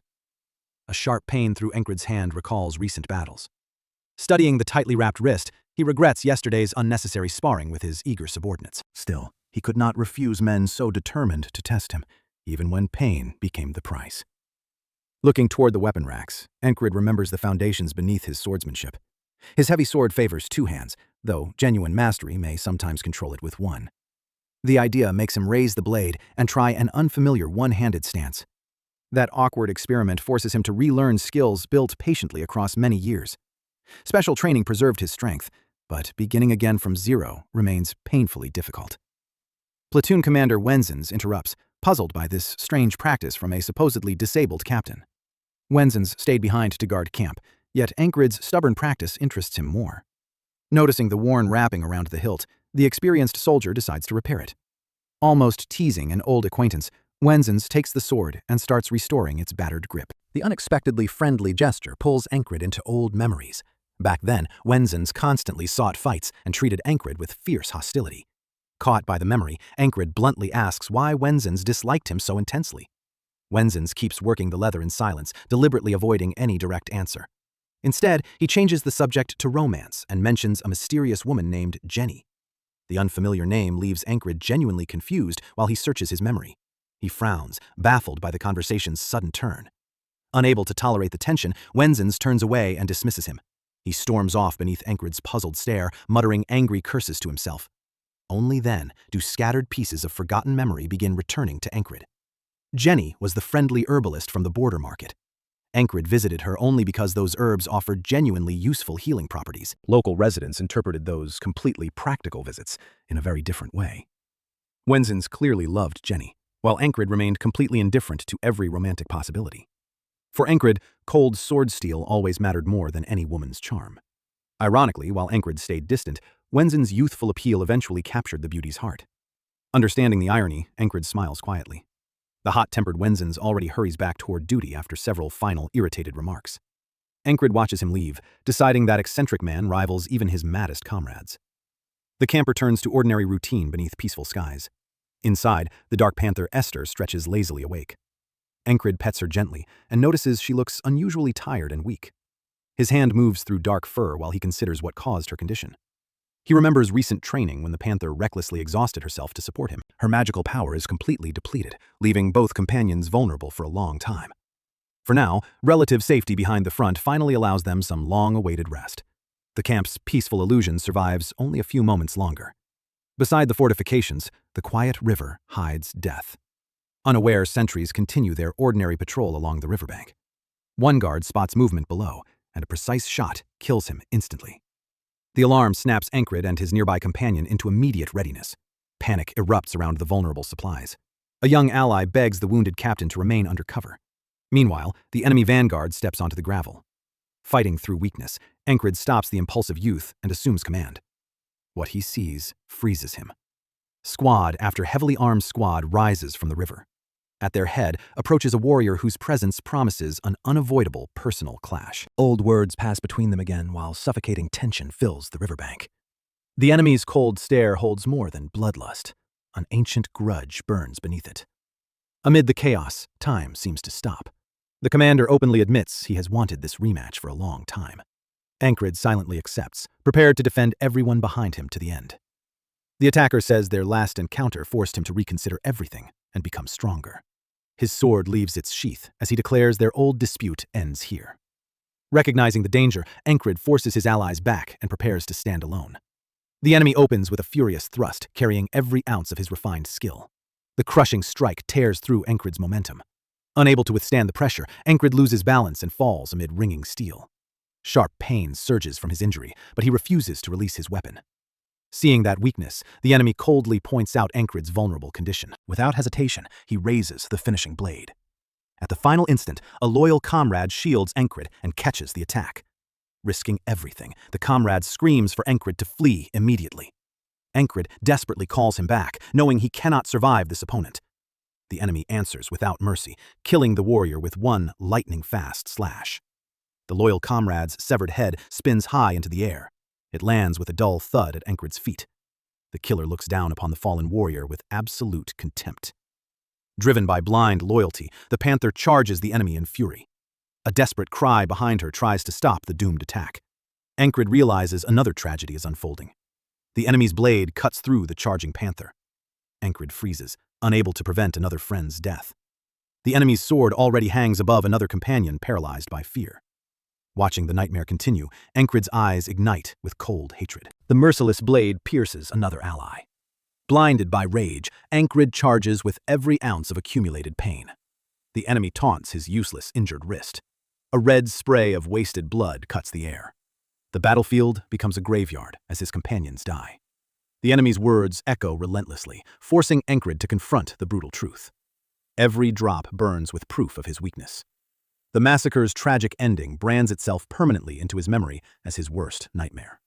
Time turns, and deceptive calm returns with morning. Awake once more, Encred gently strokes the panther sleeping peacefully beside him.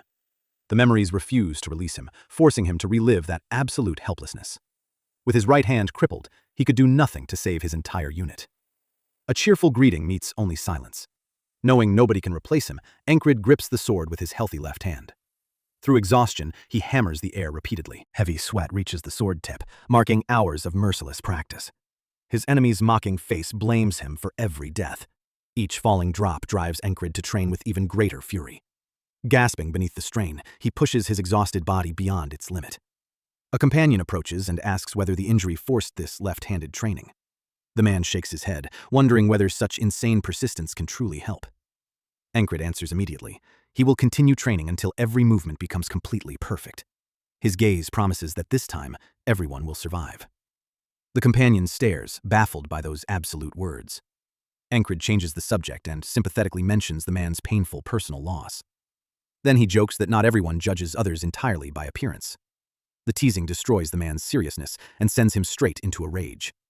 Before the mood settles, a sharp warning whistle slices through the air. Cries of attack fill camp as warriors hurriedly draw their swords. The enemy commander appears ahead, radiating a pure and unmistakable threat. A crushing overhead strike reveals greater caution and danger. Their blades lock in a deadly strength contest. Stopping that pressure one-handed feels nearly impossible. Steel slides and sparks, while the enemy relentlessly accelerates his attacks. One fatal mistake lets the heavy blade carve deeply. Encred crashes down as his remaining strength disappears. Standing over him, the enemy asks what happened to his right hand. Barely breathing, Encred admits the severe injury stole his former ability. Regretting the lost fair duel, the enemy still raises his sword without mercy. The next brutal thrust drives steel through Encred. Death claims him again, leaving victory to his killer. The loop closes again, forcing Encred to restart and rebuild his left hand from nothing. Every step, grip, and swing must be relearned from the beginning. He combines childhood village lessons with Ragnar's devastating technique. His arsenal answers nearly every threat, yet this enemy still exceeds it. The fatal thrust he failed to stop keeps flashing. The sliced air whistles beside his pounding heart. He pounds that rage into his imagined enemy. Still, the killing strike's ghost keeps hunting him. Again and again, Encred smashes the straw target with everything he possesses. He tears it apart as though that could break the cursed cycle itself. Even after 40 lives inside the same day, his movements remain painfully imperfect. A silent figure appears behind the exhausted swordsman. A long silence interrupts nothing except Encred's heavy breathing. Then, unexpectedly, the silent observer proposes a serious training duel. Nothing like this occurred during any of Encred's dozens of previous attempts. The partner's serious, searching gaze proves this loop is unfolding differently. The change frightens Encred and excites him in equal measure. Accepting the challenge, he tightens his grip and prepares to test himself. 2 swords come free, and this spar may reveal a key to the endless curse. The opponent bursts forward with a crushing overhead strike. Their swords collide with a deafening ring, scattering sparks across the training ground. His pressure is enormous, making a one-handed block seem completely insane. Encred guides the blade aside, letting steel slide smoothly across steel. The uneven ground steals his opponent's balance for one brief moment. That single mistake decides the short match before either fighter can recover. Encred throws him onto the grass and calmly credits years of training. Victory brings no celebration. Encred only asks what this spar was truly meant to test. Rising again, his partner admits he only wanted to examine Encred's fundamentals. The camp quiets beneath their continuing conversation. He remembers when every sword swing carried pure excitement and hunger for greater strength. But watching Encred now leaves him disturbed in a way he cannot easily explain. Every movement appears perfectly measured, yet somehow empty and without any living force. Struggling for words, he says Encred is fighting with a dead blade. The strange comparison genuinely confuses Encred and leaves him searching for meaning. While his companion keeps explaining, Encred sinks deeper into silent thought. He withdraws completely, no longer hearing the world or anyone calling his name. Then, a perfectly clear realization pierces the silence. He has been copying right-handed technique blindly, never accounting for the smallest differences. The left hand possesses another nature, so its sword must move and strike differently. Searching for that path, Encred raises the blade for an entirely new swing. The sword cuts a fast arc, driven by an unfamiliar but natural impulse. One precise motion splits the straw dummy completely. The perfect cut confirms he found the missing sensation. A confident smile finally returns to his face. Wenzens stares, unaware his observation changed everything. Encred thanks him for the unexpected insight that finally opened his eyes. He understands that his left hand must regain its lost sensitivity, control, and instinct. To adapt, he begins rebuilding coordination through the most ordinary daily tasks. His comrades stare as their commander awkwardly tries eating with his left hand. Clumsy movements spill soup, earning disapproval even from the beast beside him. But simple habits cannot finish this work. His body also needs extreme strain. He pounds the heavy sword until power becomes automatic. Ragged breaths and a pounding pulse only drive him farther past his limits. Once the muscles adapt to heavy labor, he begins training absolute precision. He recalls Torres teaching him to feel every blade movement through his fingers. A deadly blade snaps from his hidden glove. The steel point whistles precisely into the ground. Studying the weapon between his fingers, Encred feels life returning to his left hand. Ready to test that recovery, he challenges Wenzens to another training fight. Wenzens slides across the ground, struggling desperately to recover his balance.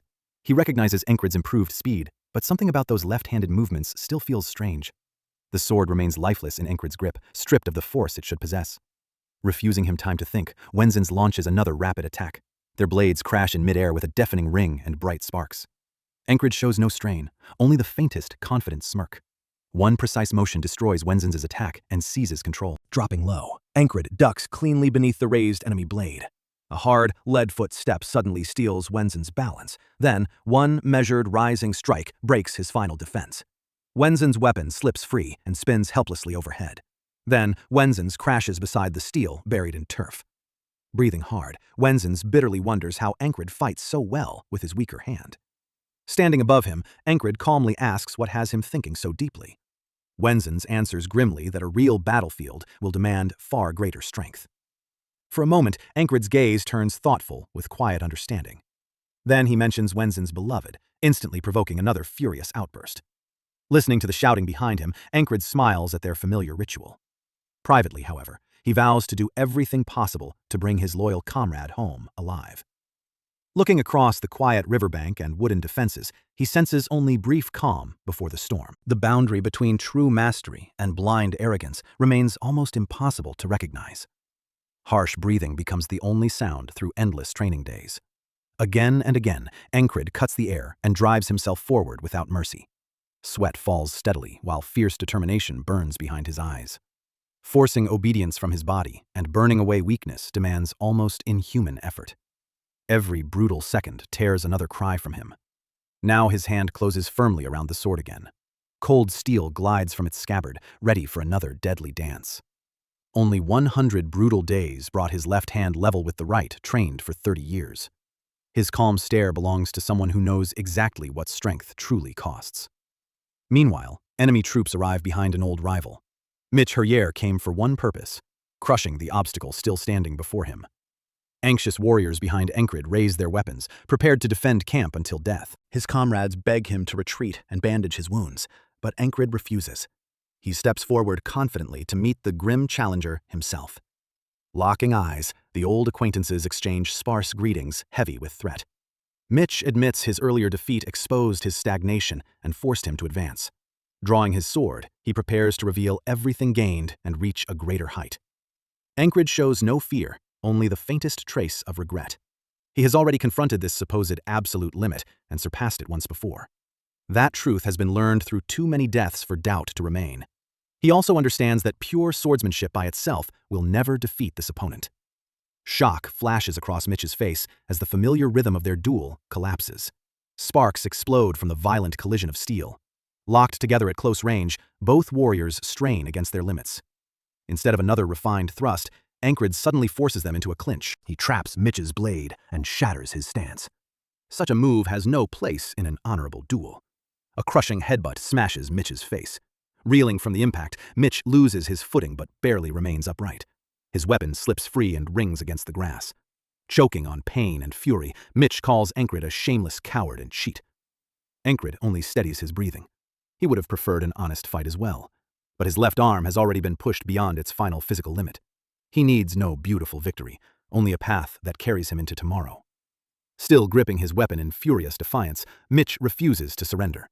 He boasts that either hand can fight and prepares another attack. Ankrid smiles, because he only learned that same skill today. Yet the surest way to break Mitch has nothing to do with fencing. The method is savage enough for only the most desperate possible moment. Ankrid abandons noble appearances, trusting the Valen mercenaries' methods over elegant sword thrusts. Refined swordplay gives way to ruleless street fighting. Mitch stares in disbelief, never expecting such crude aggression from an elite swordsman. His jaw clenches with fury, only encouraging Ankrid to push beyond every dueling limit. They abandon every convention and plunge into a vicious street fight. Swings and body blows thunder through the air. Sparks flare as Mitch loses control. Rage clouds the proud warrior's judgment before Ankrid's outrageous audacity. This brutal craft came from dark alleys, where survival mattered far more than academy rules. Repeated fists hammer the stunned Mitch mercilessly. The barrage crushes his curses and pride. A powerful leg sweep tears away Mitch's footing and throws him down. His face slams hard into the dirt. His sword flies aside, reduced from feared steel to useless metal. Standing above him, Ankrid raises one hand for a decisive, humiliating punishment. Each blow drives Mitch deeper down. Mitch tries defending himself, but Ankrid's force and fury leave no opening. Street fighting reveals its true form through raw, primitive brutality. Despair enters Mitch's eyes as he realizes elegant technique offers no salvation here. A sudden lift and lightning-fast hip throw reverses the struggle once again. The impact empties Mitch's lungs instantly. Scrambling upright, he demands Ankrid take a weapon and fight at full strength. Wild hunger burns in Mitch's eyes as he craves blood and a proper duel. He unleashes all his fury, demanding an answer worthy of his strength. Steel crashes together with a deafening ring. For one heartbeat, Mitch freezes before a lethal threat measured in fractions of time. The blade passes close enough to chill him. Ankrid has finished retreating. This time, he fights with complete seriousness. Another crushing thrust whistles forward. Blood sprays as their blades cross again. Pain rips through Encred's thoughts, blurring reality into battle madness. A furious backhand opens fresh wounds. Every movement worsens as Encred's damaged shoulder and wrist threaten complete failure. With one eye gone, Mitch also begins misjudging distance. Seeing that weakness, Encred decides there is no reason to prolong this. A sudden thrust surprises Mitch and forces a desperate defense. Pain and rage merge in his hoarse cry beneath the falling blade. Another strike tears deeply through his shoulder. One rapid maneuver leaves Mitch completely open to a fatal attack. Cold steel reaches him and ends the confrontation. A devastating blow draws blood, knocking his weapon away. Both warriors crash down through the dust. The disarmed sword clatters across stone, leaving Mitch completely defenseless. Even beaten, Mitch spits curses and refuses to acknowledge defeat. Encred tightens his hold silently, giving Mitch no chance to escape. A joint breaks with a sickening crack. A hoarse scream tears violently from the fallen warrior's chest. Without mercy, the second wrench follows immediately. Another crushing technique leaves his body completely maimed. Unspeakable terror freezes Mitch's eyes as he realizes how helpless he has become. A savage scream rolls across the battlefield. His cry turns every soldier in horror, revealing their commander's fall. Once hailed as a genius, Mitch possessed immense talent but remained chained by indifference. Now he lies abandoned in dust while battle rages around him. With his last strength, he struggles to breathe and cannot believe this ending. Encred's shadow closes over him, erasing his final hope of rescue. At death's edge, memories of Mitch's former weakness flash relentlessly through his mind. He remembers deciding to change and finally prove the strength hidden inside him. He remembers endless training, where sweat mixed with tears and pain. Mitch truly believed hard work joined with talent would make him completely unbeatable. But bleeding before Encred, he finally feels another man's cold and undeniable superiority. An insurmountable wall now rises between Mitch and the summit he once believed attainable. The worthy rival meant to prove his strength has become completely unreachable. Clutching dry earth, Mitch rejects how differently reality unfolded from his dream. Every illusion of future glory collapses like rotten stone.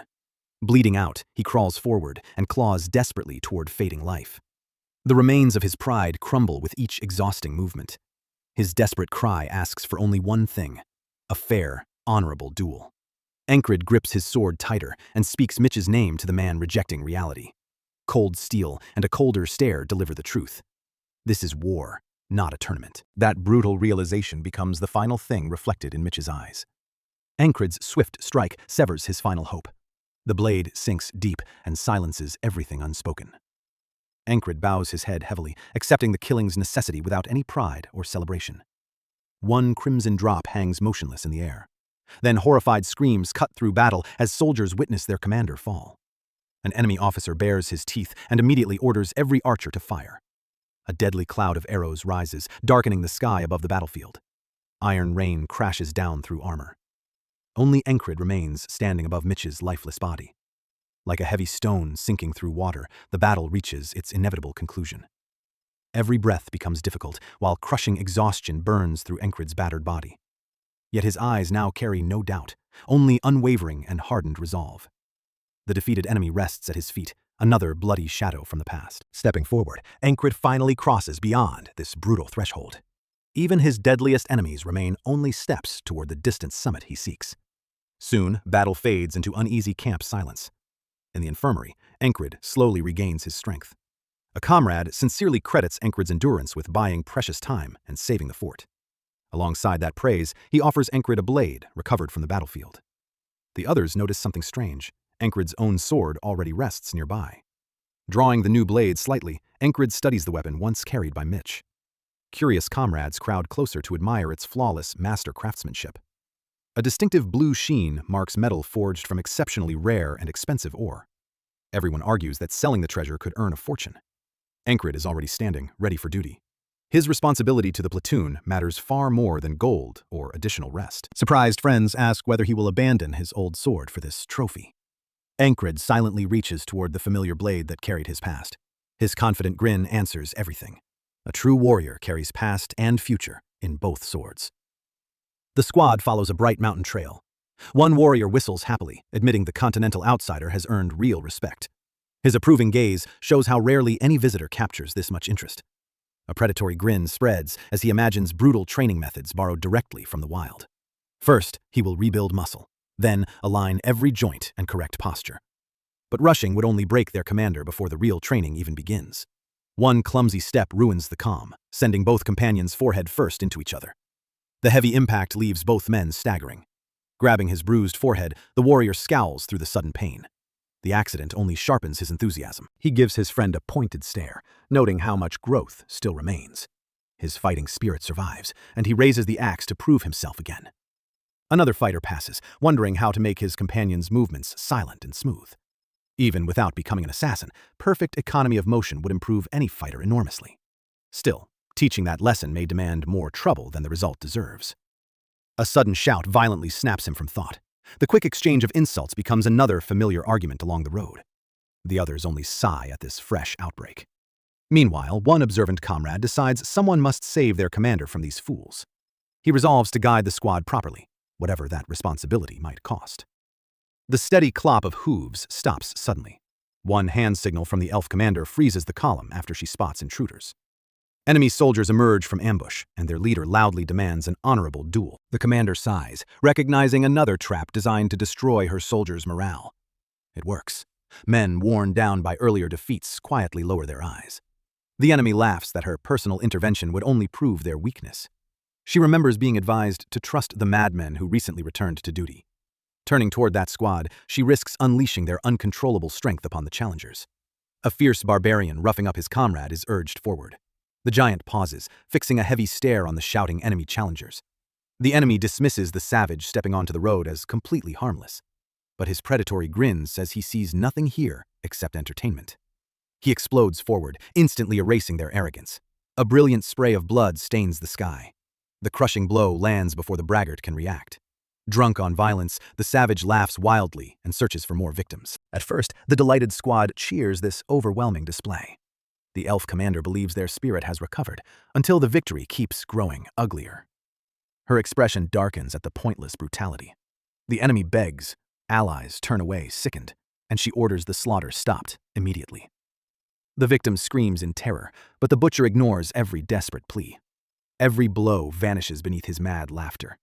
Even his comrades turn away from the monster hiding behind their ally. The elf commander pales, wondering whether this beast was truly assigned to her command. She silently curses the day fate connected her with such a madman. Her cold green eyes show less fear than deep, unmistakable disappointment. The source of everyone's horror returns calmly. That night, the squad commander delivers a harsh rebuke. Then the soldiers scold their wounded captain, demanding he stop taking reckless risks. A late visitor parts the tent flap. The elf commander stands over the wounded captain in silent, unmistakable reproach. With one deft motion, she tosses him ajar. Inside shines priceless elven ointment. His companions immediately marvel at the almost royal generosity shown toward their captain. Encred studies the precious gift, unable to understand her actual motive. The elf admits she has sworn her entire future to the man she chose. Calling him her betrothed, she presents the ointment as a modest gift before marriage. The captain freezes under her piercing gaze. She wishes him peaceful sleep, then leaves. The squad watches her footsteps fade in silence. Tension thickens inside the dim tent. A joke about opening a tavern receives only a dry, sarcastic question. The captain stares into space, disturbed by becoming a pawn in another person's game. The elf's heart remains mysterious, perhaps more dangerous than any battlefield he understands. Beyond the misty camp, the enemy keeps avoiding open battle. Still wounded, Encred crosses the dawn camp with labored breathing. Every step hurts, while his heavy pack recalls how quickly calm becomes chaos. A powerful companion blocks his path, looking carefree beside Encred's obvious exhaustion. The casual question about Encred's condition carries an unmistakable challenge beneath it. Encred drops his pack heavily, granting his battered body a brief relief. The elf's ointment truly works, dulling pain throughout his damaged muscles. But his companion offers no mercy, raising both fists for a warm-up. Encred accepts immediately. Exhaustion cannot excuse a commander from proving battle readiness. They collide in a savage grapple. Taking control, his opponent notes how severely Encred's shoulder and wrist remain damaged. The mentor-like companion demands everything Encred has, preparing him for something far worse. Clenching his teeth, Encred vows to fight while even one limb obeys. Seizing the moment, his trainer charges savagely. An unexpected call stops Ancred mid-throw. Otherworldly light floods the ground. Blinding radiance bursts through the bandages. Inside holy light, the warrior restores his companion. Warm rays close every deep wound instantly. The stunned captain struggles to speak. The powerful healer immediately demands silence. Speaking through pain, he insists that nobody can ever discover what happened here. The younger warrior meets that demand with quiet understanding. He swears to protect the secret with his life. Leaving the miracle behind, Ancred rises. True divine grace supposedly belongs only to those who serve faith inside temples.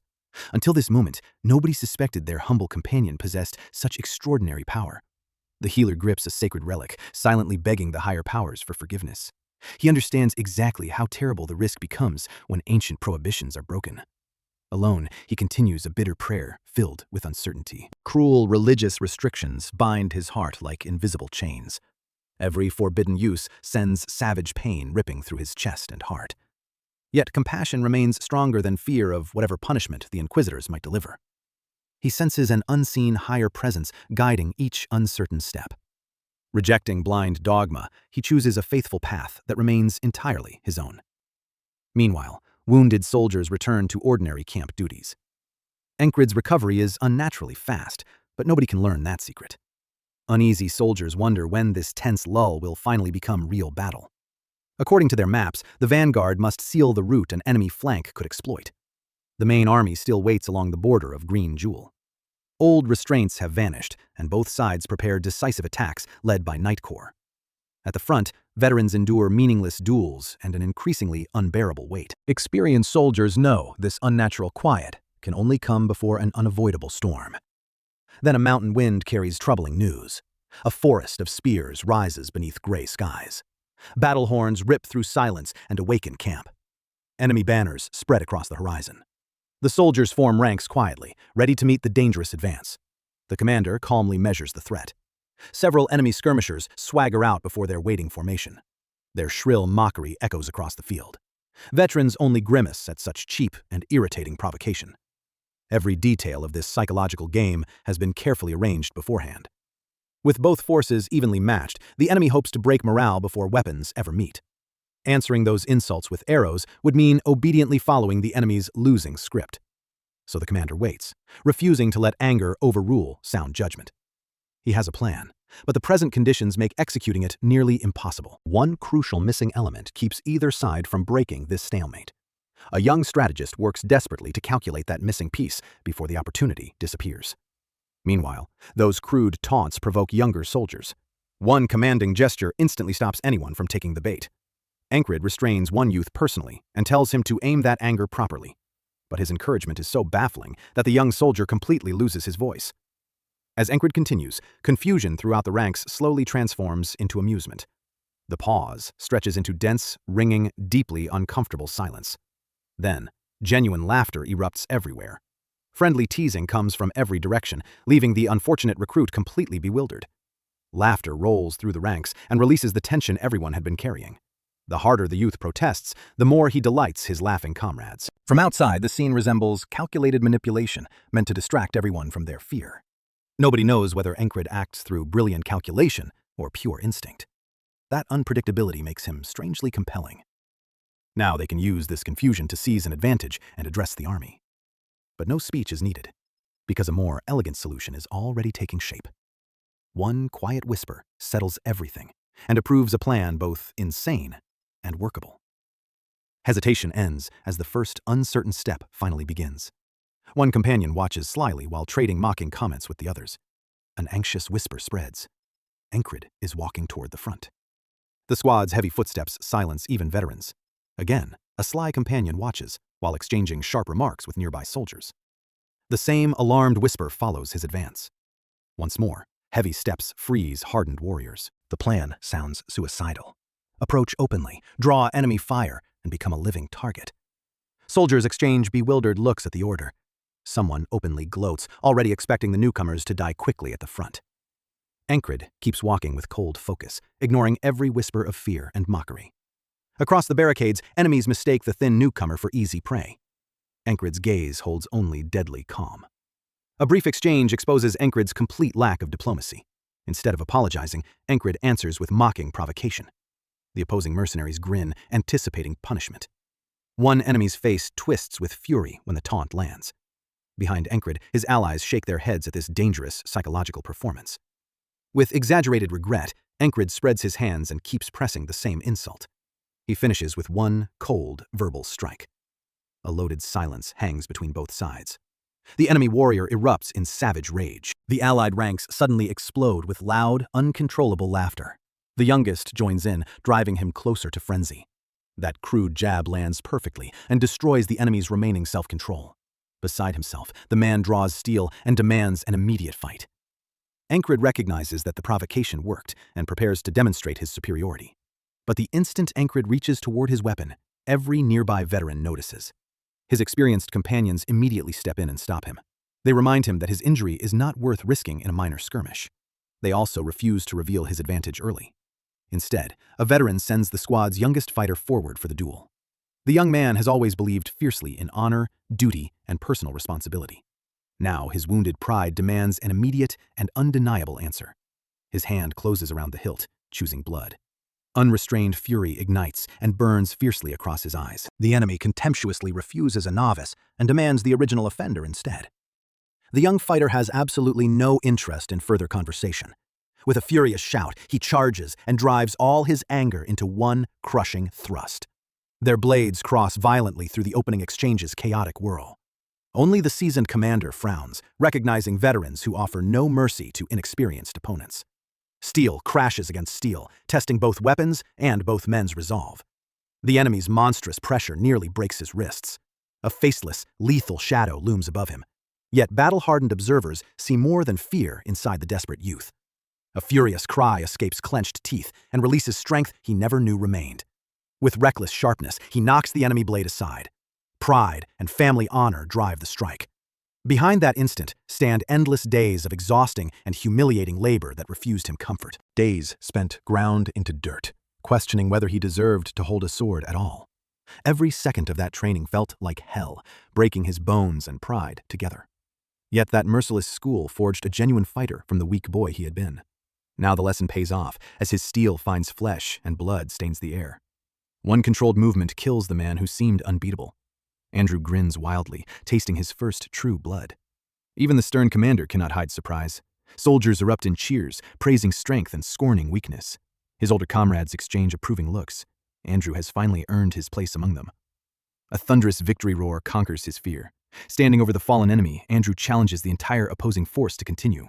For one moment, battlefield tension yields to friendly laughter and well-earned applause. Andrew chuckles softly, hiding the duel's exhaustion. His comrades notice something different in his movements, as though greater strength remains deliberately concealed. The commander sees the perfect opening. His booming order rolls across the plain, demanding the enemy formation be crushed. The ambush force surges downhill and catches the opposition completely unprepared. Whistling steel claims the first casualties. Enemy warriors shout about the border garrison's surprise attack as control slips away. Using the turmoil along both flanks, the commander delivers another ruthless order. Archers draw together, aiming directly into the confused enemy mass. A black arrow cloud briefly darkens the sun. The mercenaries silently watch that deadly shadow hanging above the battlefield. Then the arrows crash down mercilessly, mowing through the advancing ranks. Watching the slaughter, the commander trusts both his tactics and superior numbers. But even shielded archers pay in blood. Across the scorched field, victory will belong only to whichever side holds the stronger will. Elsewhere, an officer reports that reserves are ready. The Greyhound's famed commander awaits the signal. Once every trap is confirmed, the hidden force prepares to move. A conspirator's smile confirms everything is proceeding perfectly. The enemy retreats beneath victorious cheers, yet that withdrawal looks far too deliberate to trust. An experienced commander studies the fleeing formation and immediately senses danger. Despite calls for pursuit, he abruptly halts the chase and orders everyone back. He knows the enemy is deliberately drawing them towards some concealed and devastating trump card. Under darkness, a mysterious messenger approaches the conspirators.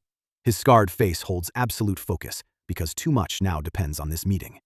He pulls aside the tent flap and silently enters before those secretly directing the war. Ominous guests sit around the table, their faces hidden beneath deep hoods. The general confirms hidden forces hold the forest and await only the signal. Within those lightless woods, terrifying monsters wait to tear unsuspecting defenders apart. The conspirators mock their predictable pursuers for still relying on old battlefield patterns. This time, their design uses something completely different, crueler, and far more difficult to anticipate. They believe only a few exceptional fighters are needed to overturn an entire battle, and such decisive power does not require noble knights dressed in shining armor. The leader's triumphant grin declares that victory is already secured. 2 days pass beneath a coin's restless arc. Catching it, he knows this quiet precedes another storm. He tries to understand why the enemy suddenly abandoned every active measure. Headquarters gathers reserves and strengthens every patrol. Only one question matters. What move will this cunning enemy attempt next? And why does everyone act safe? Movement inside camp catches his eye and pulls him instinctively into a fighting stance. The elf company commander approaches with the same unquestioned authority as before. He wonders whether she came to inspect the troops personally during this crisis. Instead, she reveals her wounds have healed. Action is overdue, and she considers sparring the best possible warm-up. A loyal comrade rises to meet her challenge and test that recovered strength fairly. Noticing hesitation, she demands his full power, despite her recent injuries. He answers with a silent nod and accepts without any doubt. Then he launches forward with lightning speed and predatory concentration. Steel whistles, tearing apart the camp's silence. Their blades collide in a brilliant burst of sparks and deep metallic thunder. The exchange reveals the flawless precision and lethal grace of Ragnar's deadly technique. Against such elegance, his own style appears crude and graceless, yet remains dangerously effective.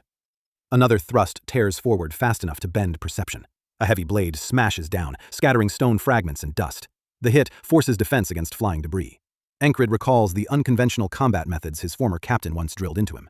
He launches upward, committing everything to one crushing blow. The landing shakes the earth. The familiar heavy blade pattern surprises them as combat accelerates. Their eyes meet before the decisive exchange. A swift arc from the second sword transforms everything. His opponent freezes in genuine surprise upon realizing Encred now fights with 2 swords. For Encred, this is no trick, but a deliberate path he has chosen. Accepting the challenge, his opponent instantly rebuilds a solid defense. The next swing slices the air with a deafening whistle. The blades crash together and scatter a brilliant shower of sparks. Through the ringing steel, Encred's bold confidence never wavers. Every new strike arrives faster and deadlier. The watching warriors can no longer contain their growing excitement. One desperately wants to enter the fight and release his own restless energy.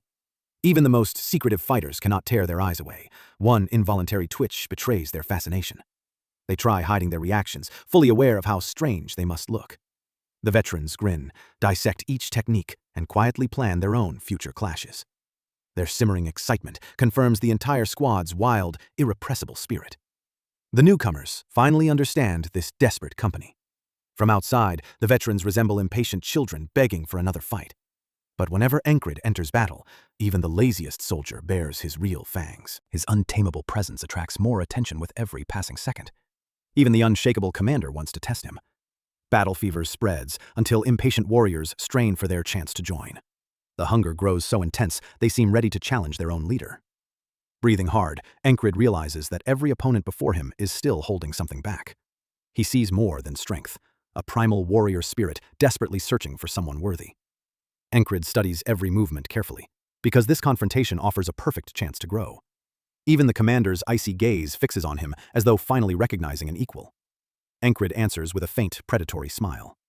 Drawing both blades, he tells everyone to stop arguing and prove their strength. When the training frenzy fades, cool night settles. Completely drained, Encred collapses onto his bed.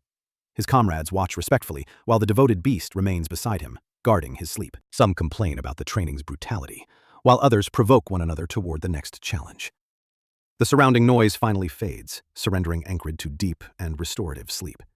His consciousness drifts into dense trees washed with ghostly light. Awakening in an unfamiliar forest, he cannot tell whether this place is real or imagined.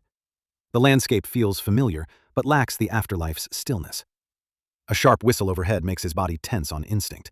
Furious shouts and clashing steel burst through the haze of memory. He remembers the fateful mercenary day when merciless harpies descended and darkened the entire sky. Amid the chaos, one figure remained unnaturally calm. The strongest mercenary wore a soul-chilling grin. Young Encred realized the true threat stood among them. Unaware of betrayal behind him, the captain shielded inexperienced Encred from the monster's claws. His battered shield shuddered beneath another savage blow. Those rough mercenaries had sheltered a penniless wanderer, becoming Encred's family and teaching him everything. A trusted ally drove steel into the captain's back. Warm, allied blood splashed across Encred's collapsing world. The captain died, disbelieving his trusted man's betrayal. Panic spread through the company instantly. Broken by betrayal, the mercenaries fell one by one beneath the winged monsters. Their battle became a rout, while desperate pleas vanished beneath pounding wings. The traitor cut down every survivor who tried escaping the massacre. He should have been their strongest shield and the deadliest sword protecting them. He coldly finished the wounded, declaring nobody would leave alive. Through the knot in his throat, Encred forced out one agonized question. The answer was brutally simple. A better offer demanded he erase his entire past. He mocked their faith in friendship and brotherhood. He desecrated a fallen comrade beyond every human boundary. Encred's fear burned into blind rage and hurled him forward. Rage meant nothing. He was disarmed and thrown down. The enemy patted his cheek and spared him contemptuously. Then he left Encred burning with shame among the bodies of his family. Encred understood the bitter truth. He survived only because he was utterly insignificant. That poisonous mercy branded him with humiliation he could never wash away. He buried the pain deeply, using it to keep moving toward his goal. Yet the ghost of his helplessness continued hunting him through every night. The executioner's mad face and taunting whisper returned endlessly in his nightmares. They reminded him of the crushing gulf between them. Encred jolted awake, ripping free from the nightmare. His ragged breathing gradually steadied as phantom sparks faded from the darkness. The Black Panther watched beside him. With one gentle paw, she obediently drew the accumulated exhaustion from his body. She remembered being too depleted once to protect Encred from mortal danger. Deep inside, she vowed never to repeat that failure or leave him unprotected again. A deafening war horn shattered the morning silence. A comrade rushed inside, reporting the threat approaching camp. The messenger's battle hunger confirmed the squad faced another fight. The warriors seized their equipment, shaking away every trace of sleep. The entire camp surged into motion beneath the dark mountains. Encred grumbled about the early attack while tightening every armor strap. Still, the mysterious dream echoed inside him and left a vague uneasiness behind. He gently stroked the sleeping panther and left her to recover. Then Encred hurried outside to face the approaching danger. Silent infantry ranks waited across the plain. A seasoned comrade beside Encred smirked, expecting a long and brutal fight. Encred stayed serious, lips tight and eyes fixed upon the misty horizon. He searched the distance for whatever trap their cunning enemy had prepared. A deafening crash shook the earth. The growing thunder spread panic through the front. When a massive shape rose from the dust, commanders frantically ordered every archer to fire. Hundreds of arrows climbed into gray skies, then fell together as killing rain. The giant silhouette pushed through effortlessly. Encred recognized an extraordinary enemy. Legendary giants erupted from the fog. One savage blow shattered the front ranks. Screams rose as blood and broken shields flew. Terrified infantry stumbled backward before the chaos. More blue-skinned colossi emerged one after another through the gray haze. Their blazing eyes and cruel smiles promised massacre. Surveying the field, Encred remembered the many different peoples inhabiting this world. The toadfolk were driven by endless greed and an insatiable hunger for profit. Refined elves devoted themselves to majestic nature and treated it with reverence. Dwarves served metal, while beastfolk worked for the lasting prosperity of their people. Proud dragonkin stood apart, consistently preferring complete solitude over all other peoples. These blue-skinned giants were blood doom, creatures who craved violence and manufactured chaos with their own hands. The scouts realized in horror that enemies advanced along both flanks. On the right, attackers had already broken defenses and were crushing soldiers aside. On the left, another force folded the ranks through panic and death. A desperate fighter warned that failing to stop them now meant total slaughter. The captain stayed perfectly calm, answering that they simply needed to hold. His icy composure stunned the terrified young soldier. At the commander's order, a graceful elven woman joined the discussion. With absolute confidence, she claimed responsibility for the collapsing left flank. Even then, she flirted and asked Encred for a lucky kiss. After his restrained refusal, she smiled and rushed straight into battle. A seasoned warrior followed, grinning eagerly at the slaughter ahead.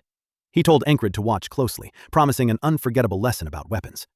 Encred studied him curiously, wondering what this unstoppable fighter planned to demonstrate. The veteran advanced decisively, savoring battle with every part of himself. Blood and chaos carried him back toward the very beginning of his life in war. The weapon in his hands strained for release and another taste of enemy flesh. Once young and weak, he had learned survival's central law directly from battle. His heart thundered furiously, awakening the primal force hidden deep inside him. Around him, panicked soldiers screamed for help and retreat. A massive blue giant crushed their formation with one sweeping club strike. The veteran showed no fear, charging hard enough to shake the ground. Each stride closed the distance toward an inevitable collision between monstrous forces. The creature raised its weapon, freezing survivors in terror. The warrior intercepted the killing blow. Steel and wood collided, beginning their duel. The recoil drove him backward, carving deep trenches through the earth beneath his feet. Even then, his gaze never left the colossal opponent before him. That demanding heart thundered inside him, insisting he achieve absolute superiority here. His muscles swelled with monstrous power, prepared to release their gathered fury. He surged toward danger as the monster prepared to reveal its full strength. Hearing the wild challenge, the warrior bared his teeth with delighted anticipation. At that same instant, his thrown axe began spinning through the air. The weapon whistled toward one vulnerable point on the giant. The warrior flew after it, ready to deliver the decisive follow-up. The impact shakes the soldier's struggling formation. A commander screams that one more attack ends them.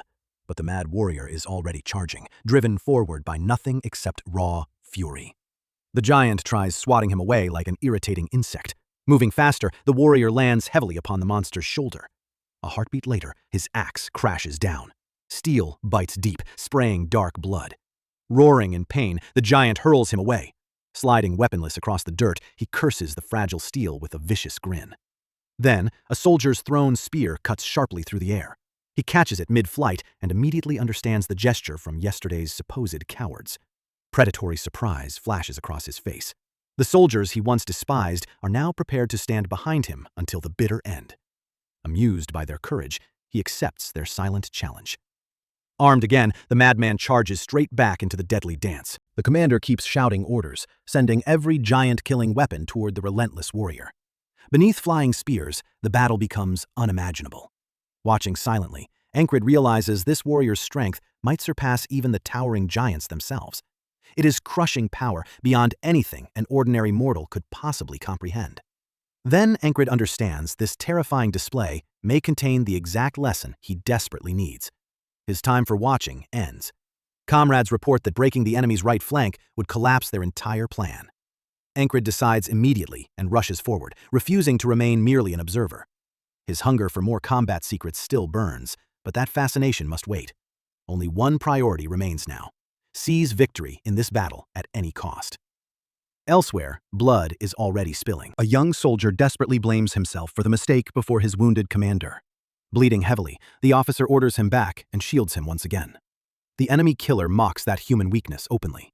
With a cruel grin, he lunges forward to deliver the finishing blow. The flashing blade slices toward a life. At the final instant, Encred's sword intercepts it. Recovering, the commander recognizes Encred and proudly says every wound protecting his men was worthwhile. Encred's name makes the killer freeze.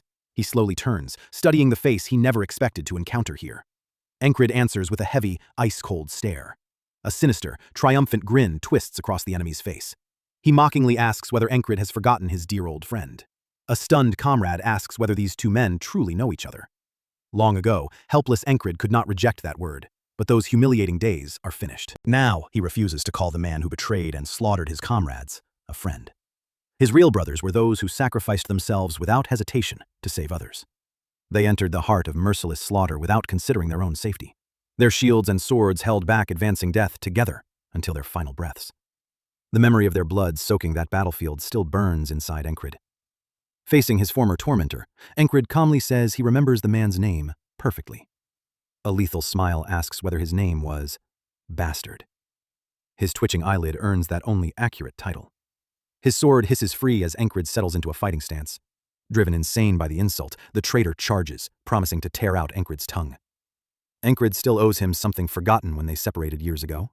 Their blades crash with a deafening scrape, beginning the reckoning they postponed for years. That forgotten gift is revenge, accumulated for every comrade the traitor murdered. The deadly exchange accelerates until the air rings. Another furious collision sprays sparks everywhere. Encred slips beyond a lethal grab and counters instantly. They freeze opposite each other beneath oppressive silence. Manic laughter breaks the silence. The weakling survived. Encred's comrades watch the old enemies clash. One ally steps forward confidently, already treating the bastard as a dead man. Arrogance drips from the traitor's voice. He believes ordinary soldiers cannot challenge true strength. His eyes hold only killing intent and the confidence earned through years of executions. Each boast carries him higher into diseased pride. He already imagines rewards and titles lifting him above every other warrior. Encred listens to the delusion with frightening calm and no interruption. Not one muscle moves, and his gaze remains deep and completely unreadable. That silent contempt makes the traitor bare his teeth. With a savage shout, he launches one hateful strike. The blade tears through the air and finds nothing. Encred closes the distance instantly, measuring his opponent with cold precision. Encred recognizes a flexible Eastern awl-like blade. He thrusts before the traitor can recover or reclaim the initiative. The villain twists furiously and spits desperate curses toward him. Their weapons collide hard enough to shake earth. A comrade warns that the strange blade's path is completely unpredictable. Encred remains cold and refuses to flinch. The flexible edge whistles inches away, throwing sparks from Encred's armor. The traitor attacks wildly, feeding each swing with uncontrolled hatred. The assault's ferocity makes the air seem ready to crack. The name Enki rings across the silent battlefield. A sudden thrust surprises the enemy and makes nearby fighters recoil. One combatant only narrows his eyes, calmly reading every detail of the desperate attack. A heavy blade cuts through air, leaving blood behind. The opponent chokes on blood, realizing the mistake. Encred watches without emotion. This enemy stands far beneath his true ambitions. Another blade passes through flesh precisely. The mortally wounded body collapses under its own weight. Encred's eyes harden as the shadows of his past finally begin loosening. One heavy breath carries the first taste of freedom he has waited years to feel. The final strike honors every fallen comrade. A boot toe carves a groove through blood-cracked earth. One smooth hand turn establishes another killing rhythm. Smirking faintly, the swordsman invites every remaining enemy to continue his warm-up. A contemptuous foe tries answering, but steel moves first. Blood erupts beneath a crushing blow. A lifeless body drops into the grass, stunning everyone still standing. A mocking voice cuts through silence and recalls their unfinished conversation. A comrade sighs, knowing the dead man cannot answer. A furious cry disappears beneath crossing steel. One light step ends the brief exchange. Another enemy instantly disappears beneath one perfectly measured thrust. Each slash flows naturally into a precise stab. Cold steel finds their weak points first. Scarlet blood darkens the ground. Watching the flawless sequence, Encred again recognizes his fighter's exceptional mastery. No one joins his platoon by accident. Every member excels in a different way. The last raiders scream and charge. Another brutal lesson in battlefield reality is about to begin. The swordsman tightens his grip, absolute concentration flashing through his eyes. He settles low for one decisive strike. Enemies rush from every direction, trusting numbers and blind frenzy. His calm exhale makes him even more terrifying. A crimson gleam enters his eyes, erasing every chance they had. One lightning sweep drops them all. The display leaves Encred briefly and completely unable to breathe. Blood rains onto grass after perfection. Turning back calmly, the swordsman bluntly names his new technique, amputation. Encred studies both the ridiculous title and the devastating result. With mild disbelief, he asks whether that was truly the best possible name. There is no time for longer jokes while the greater battle still rages. Asfin's soldiers charge confidently, believing fortune has finally turned toward them.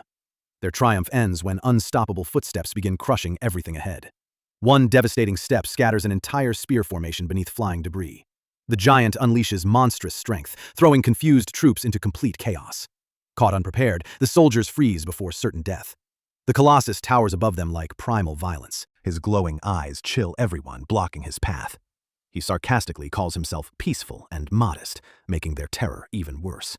The soldiers stop protesting and accept the obvious truth. This man is a monster.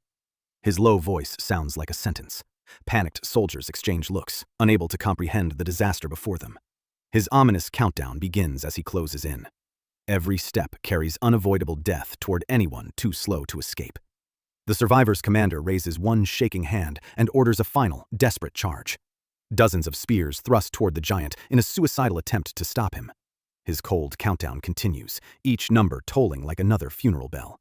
One tremendous kick scatters Asfin's troops. He pauses amid dust and blood, savoring silence. His bloodied weapon offers a sinister war prayer. The last victims fall beneath his bloody judgment. Explosive blows fling soldiers like dry leaves. His wild laughter rolls across the field, inviting every doomed survivor to embrace death. Far away, two former kinsmen meet on a silent hill. Their people once lived peacefully beneath sacred trees and ancient forest traditions. Time divided them, until some questioned the vows governing their entire lives. Now, two once close elves stand opposed across a gulf created by betrayal. One abandoned the sacred path for coin, glory, and mercenary work. A final warning offers the woman one faint chance to retreat alive. She shows no fear, only resolve to oppose the one who betrayed their past. The challenge is accepted. Steel will decide everything. One drifting leaf marks the final instant before their storm. They launch like shadows and vanish inside the speed of their collision. Blades ring lethally through the silence. Sparks burst from every strike, reflecting two unyielding wills.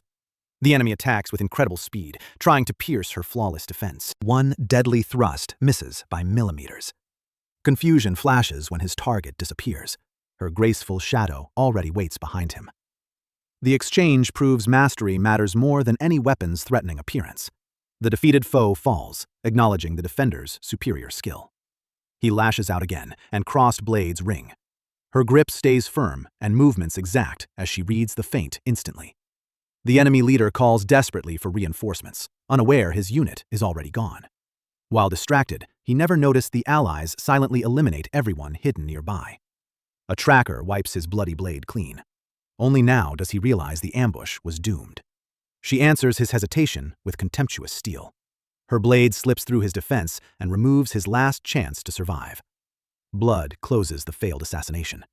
The defeated enemy strikes earth and lies completely still. Surveying the bodies, the elf asks whether Marcus can manage without their help. The warrior shows no concern. His trust remains absolute. Leaving the bodies, he advances silently and prepares to continue. The elven warrior respects Marcus's experience, knowing he will exploit this opening. Indeed, Marcus already sits tall in the saddle, carefully assessing the field. Seeing hesitation, Marcus raises one hand and orders the decisive attack. Heavy shields slam into earth with a battlefield-shaking crash. Heavy infantry surges forward as one solid wall, crushing everything ahead. Panicked enemy soldiers abandon their weapons and scream for retreat. Allied warriors charge into the chaos, refusing to let them escape alive. The name Mad Virgin Andrew terrifies the field. Like an enraged demon, Andrew crashes into their ranks. One survivor realizes Andrew has surpassed the veterans. Meanwhile, the allies race forward, celebrating the reversal. Enemies fall one after another before troops who seemed broken moments earlier. Even giant siege engines cannot withstand the fury of their advance. Command watches coldly, calculating the complete scale of victory. An elite warrior scans the field and records every detail of the triumph. Soldiers gather around their leader, celebrating the reversal. Only the silent captain remains composed. Enemy commanders abandon their posts and flee. Marcus orders the border garrison to finish them. The day's events prove every carefully prepared enemy trap has completely failed. The madmen and their leader's extraordinary resolve made this reversal possible. One person's influence can rewrite the outcome of an entire war. Smiling, the elf says everyone seems drunk on victory. From the hillside, the inspired commander proclaims the battle's true heroes. The army roars, praising the madmen and their undefeated captain. Absurd as it seems, the fighters enjoy seeing their commander happy and triumphant. Cavalry races after the fugitives, completing the enemy's rout. The panicked officer finally understands that their entire, carefully prepared plan has completely collapsed. His attention locks onto the lone warrior who has blocked them repeatedly. Grinding his teeth, the rider still cannot forgive his fallen comrade's death. A sudden strike cuts down his horse. The screaming animal topples and drags him sideways. The crushing fall knocks him breathless. Recovering, he sees the border garrison's main force advancing directly toward the scattered survivors. A heavy flail whistles down overhead. He catches the tremendous blow on his sword. The towering attacker crashes down and pins the enemy captain firmly against the ground. The stern border garrison leader stands above the fallen captain, offering no trace of mercy. He coldly explains that their exhausted attackers never possessed any real chance. Behind them, the defenders continue cutting through the remnants of the enemy force. At last, the captain understands that their defeat is complete and absolutely irreversible. The few surviving enemy soldiers turn and run desperately for their lives. Garrison riders hunt them into massacre. On the ground, one final resistance begins. The garrison leader swats him aside effortlessly. Stripped of pride, the wounded captain crawls away and orders everyone to retreat. The leader ends the pursuit, knowing failed hounds will suffer punishment from their masters. Without commanders, the remaining soldiers scatter like a frightened, masterless pack. Even this great victory over Asfen feels merely like calm before the true storm. Next day, camp redeploys toward Crossguard, tightening the encirclement. There is no grand celebration, but distinguished fighters receive a well-earned rest. Freed from chores, the mercenaries lounge around, boasting about their battlefield exploits. The argument over whose contribution mattered most quickly becomes a heated quarrel. One stern look reveals how childish their proud competition has become. Ancred steps in, calls them to order, and instantly silences every boast. His icy warning cools every hot head. Only the young recruit still glows with excitement from the recent battle. He remembers enemies screaming that the madman could overcome any obstacle. Leaving them to tease the recruit, Ancred steps outside. At dusk, he finds Henri alone on a fallen log. The veteran's slumped posture reveals heavy thoughts. Ancred sits beside him and gently asks what has been weighing on him. Henri answers with a sad joke, trying to hide his longing. Ancred knows that beneath everything, Henri still dreams of a quiet and peaceful life. Watching the darkening horizon, Ancred asks whether he wants to leave for home. Henri admits he cannot abandon his brothers while they continue risking their lives. That loyalty, combined with his old hunter's skills, has saved the platoon repeatedly. He guided them through endless tall grass where every careless step could become fatal. He warned them about venomous ravine snakes and guarded their backs with accurate arrows. But Ancred understands that endless slaughter was never the life Henri truly wanted. The captain rises without explanation, leaving Henri quietly confused behind him. His expression hardens around a decision to secure the tracker a peaceful future. Henri watches him leave, unaware of the choice his captain has made. Soon, Henri is summoned to the platoon's headquarters. A female commander grants him special discharge and permission to return home. The hunter freezes, unable to believe it. He learns the order is a personal gift arranged by Ancred. Henri realizes Ancred personally accepted responsibility to secure his long-awaited military freedom. Everything Henri owns fits inside one travel sack. Wounded comrades watch from the barracks as their dependable brother prepares to leave. Some sincerely pray heaven protects him. Others hide the sadness of parting behind familiar jokes and loud laughter. His brothers in arms farewell the man who saved them with genuine love and respect. A warm smile reaches Henri's restrained face. Ancred is already waiting beyond the tents. Henri stops before his captain, unable to express the full depth of his gratitude. Ancred silently understands that a man this gentle was never truly made for war. He pats Henri's shoulder and offers quiet advice for the long journey. Ancred urges him to return quickly to the woman still waiting at home. Henri's face opens into radiant joy. Bowing deeply, he thanks his captain with all the sincerity in his heart. Ancred watches Henri's wagon disappear down the road. A familiar elven voice asks from behind whether everything went well. Ancred sincerely thanks her for agreeing to carry out his request. She uses the moment to ask when their official engagement will happen. Ancred calmly proposes postponing any ceremony for approximately 10 years. They continue walking slowly between the tents. He coolly adds that he prefers mature women. The elf freezes at his effortless audacity.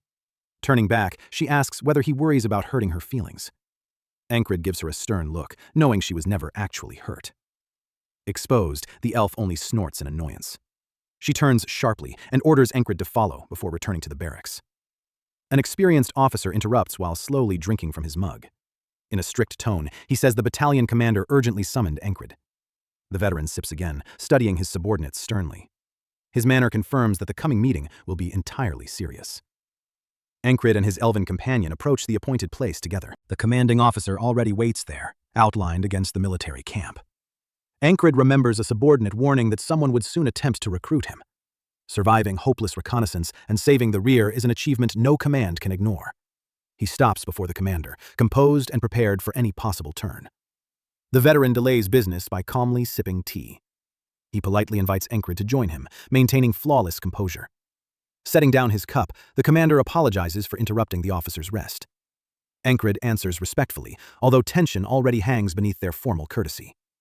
The seasoned general openly acknowledges Ancred's exceptional achievements throughout the recent battles. Ancred realizes he is being poached directly in front of his immediate superior. Seeing his composure, the general understands Ancred already anticipated this entire conversation. He sternly demands Ancred's final choice without further delay. Ancred immediately refuses, firmly and courteously. The veteran rubs his chin, remembering Ancred showed this same stubbornness before. He reminds Ancred that this offer carries vastly greater military authority and opportunity. But Encrid holds a deeply personal reason that he refuses to betray. His dream remains immense and pure, like dawn breaking across distant mountain peaks. The commander looks skyward, puzzled by such an unusual explanation. Facing the sunlight, Encrid remains certain of the path his dream demands. Watching him leave, the commander remembers his youth. He once carried that same fire, training relentlessly to become the crown's faithful blade. Years of compromise smothered that purpose, leaving his life gray, empty, and directionless. He smiles bitterly, knowing someone who abandoned his ideals would only weigh Encrid down. Accepting that truth, the commander lowers his hand and finally releases the past. Encrid gives the veteran one final, respectful bow, offering his thanks without words. His figure fades into sunset, carrying new hope. When his companion asks whether Encrid will succeed, the commander says everything depends upon Encrid's will. The elf's blunt honesty can feel like a blessing, or cut like sharpened steel.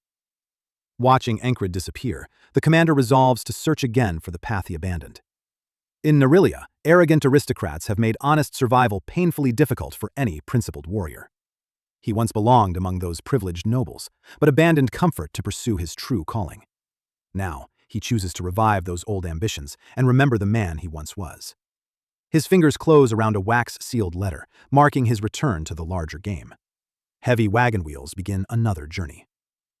After marching all day, the platoon makes camp.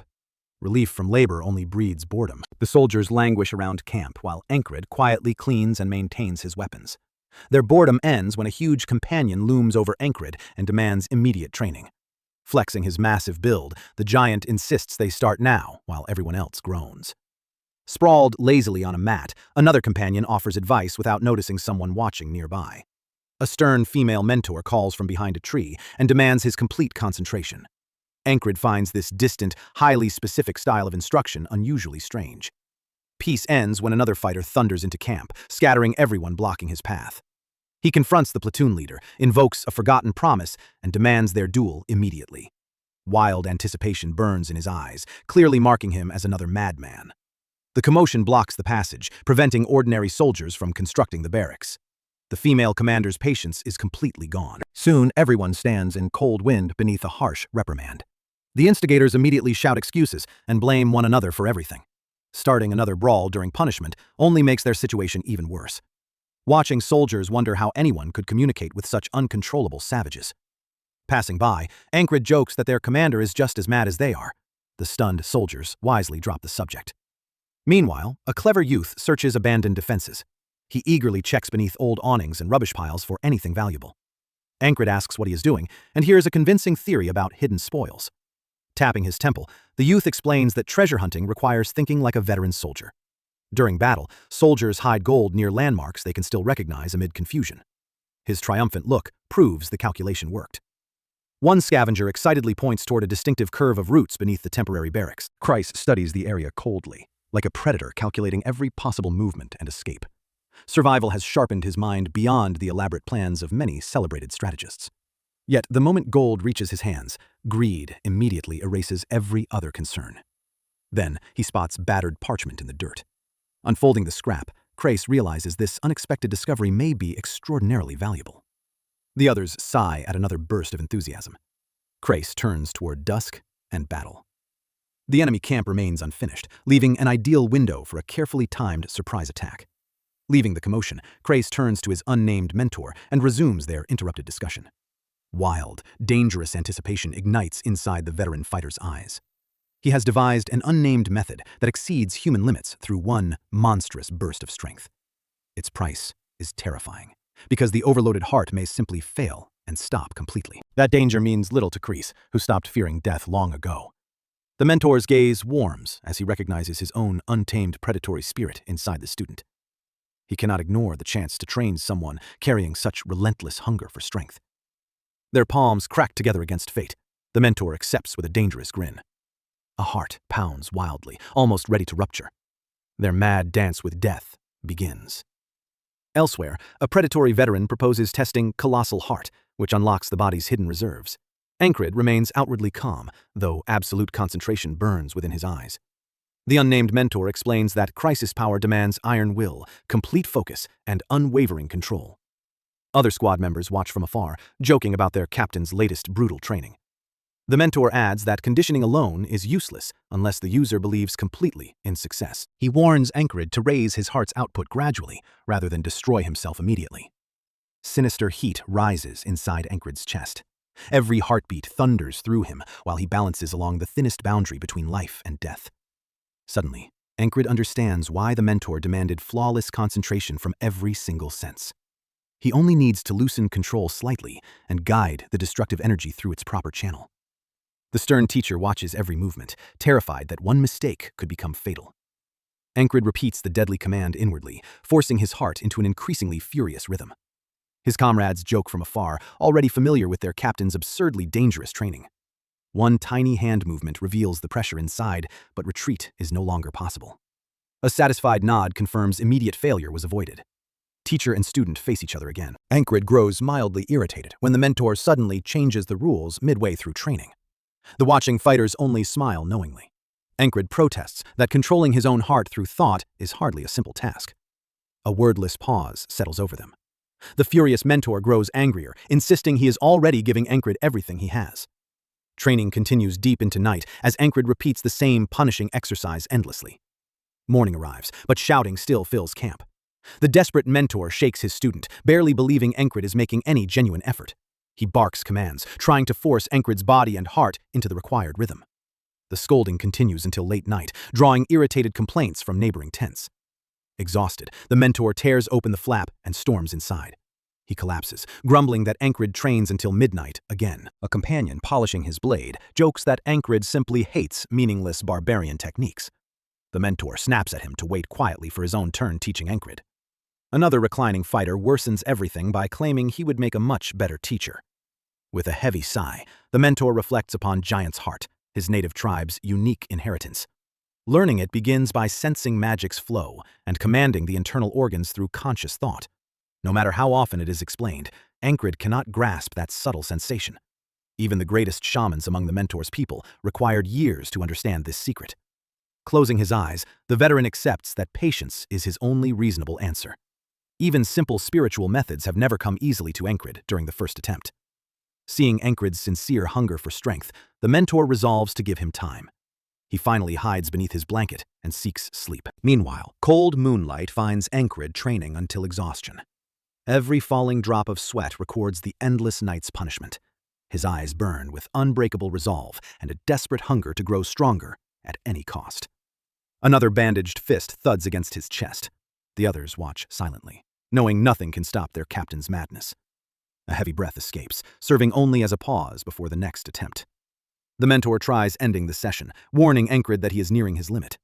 Encred seizes his hand and refuses. Obsession fills his eyes, erasing the boundary between disciplined training and outright self-destruction. He demands an even harder blow, forcing his own heart toward its absolute limit. The experienced warrior freezes at that insane command. He knows exactly how fragile a human heart is and how easily one mistake can stop it. Yet Encred's unwavering gaze holds something far deeper than ordinary recklessness. He stares straight into death and challenges it. The mentor frowns, fully aware this plan is madness. Even indulging this insanity is unlikely to grant mastery over such a lethal technique. More likely, Encred will kill himself and turn every attempt into another cycle of agony. Still, that stubborn resolve makes refusing him nearly impossible. Another crushing blow shakes the night air.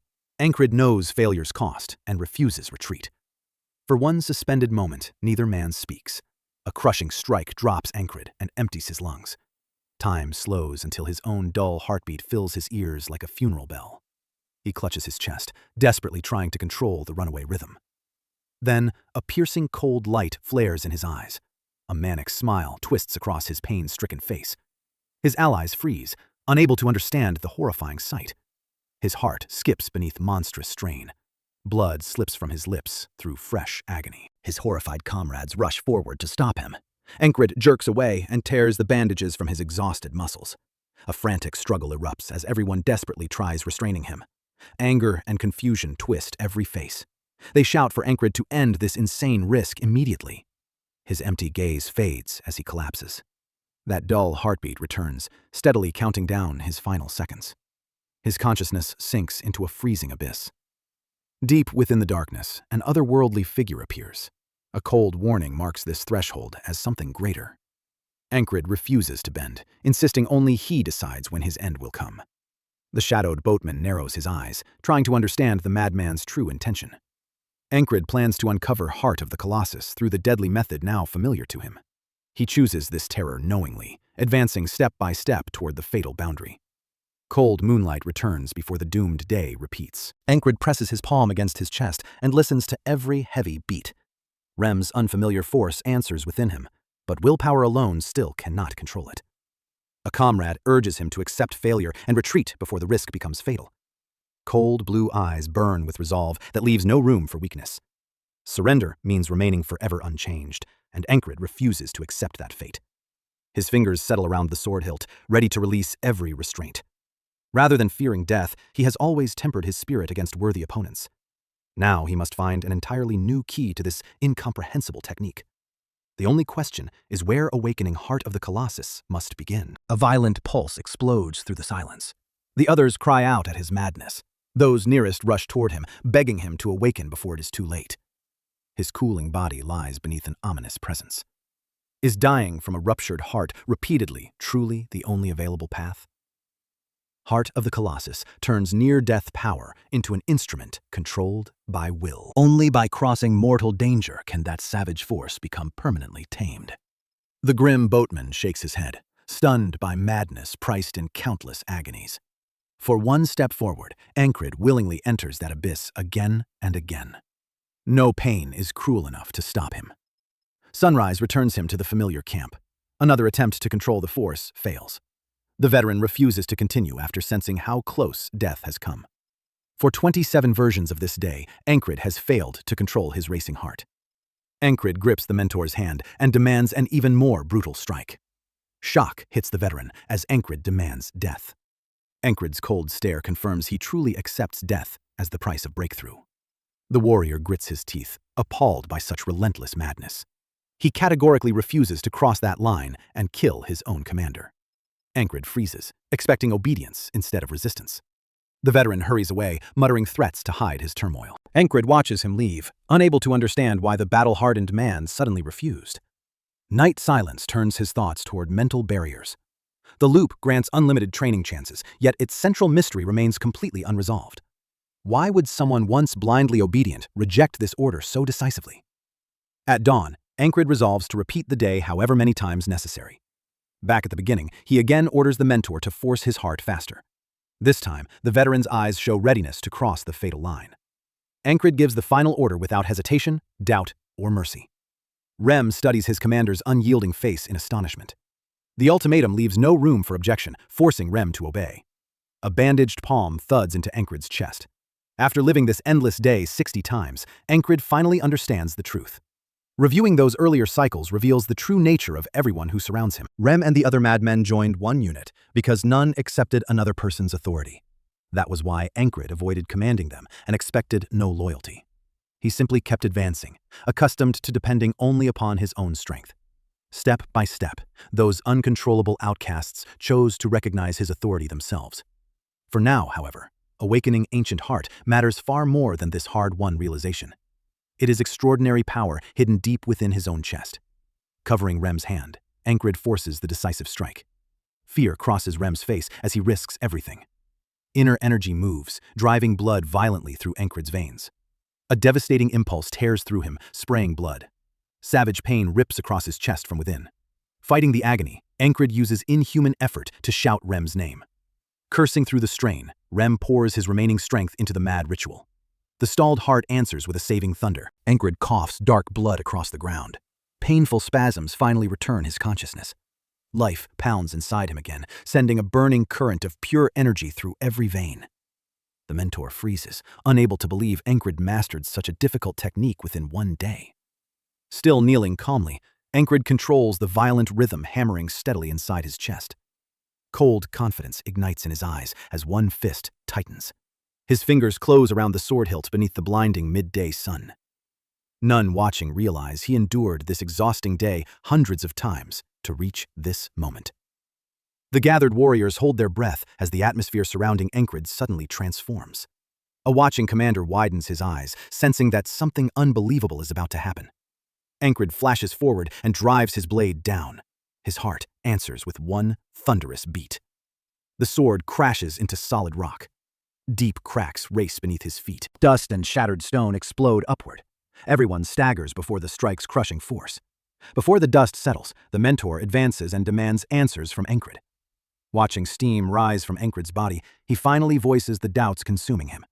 He must know whether fate delivered a foreign visitor or an authentic genius. Encred quietly rejects both descriptions, accepting neither foreign visitor nor genuine genius. That night, he recalls first mastering Colossal Heart. Hot steam still rolls from his overheated body. Every muscle remains locked, and even the smallest movement refuses to obey his command. A companion explains that crossing beyond human limits always demands a corresponding payment. A groan escapes as piercing pain tears through him. Colossal Heart grants devastating power, but an unprepared body is inevitably damaged by its force. True knights exceed physical limits without dangerous shortcuts. Their movement combines impossible agility, beast-like reactions, and elven precision Encred has not yet reached. Accepting the long road ahead, he receives strict orders to remain motionless for one full day. His giant companion refuses to leave Encred suffering helplessly and alone. With a predatory grin, the giant announces a healing ritual built from blood, sweat, and tears. Encred's wary stare reveals his growing certainty that disaster is approaching.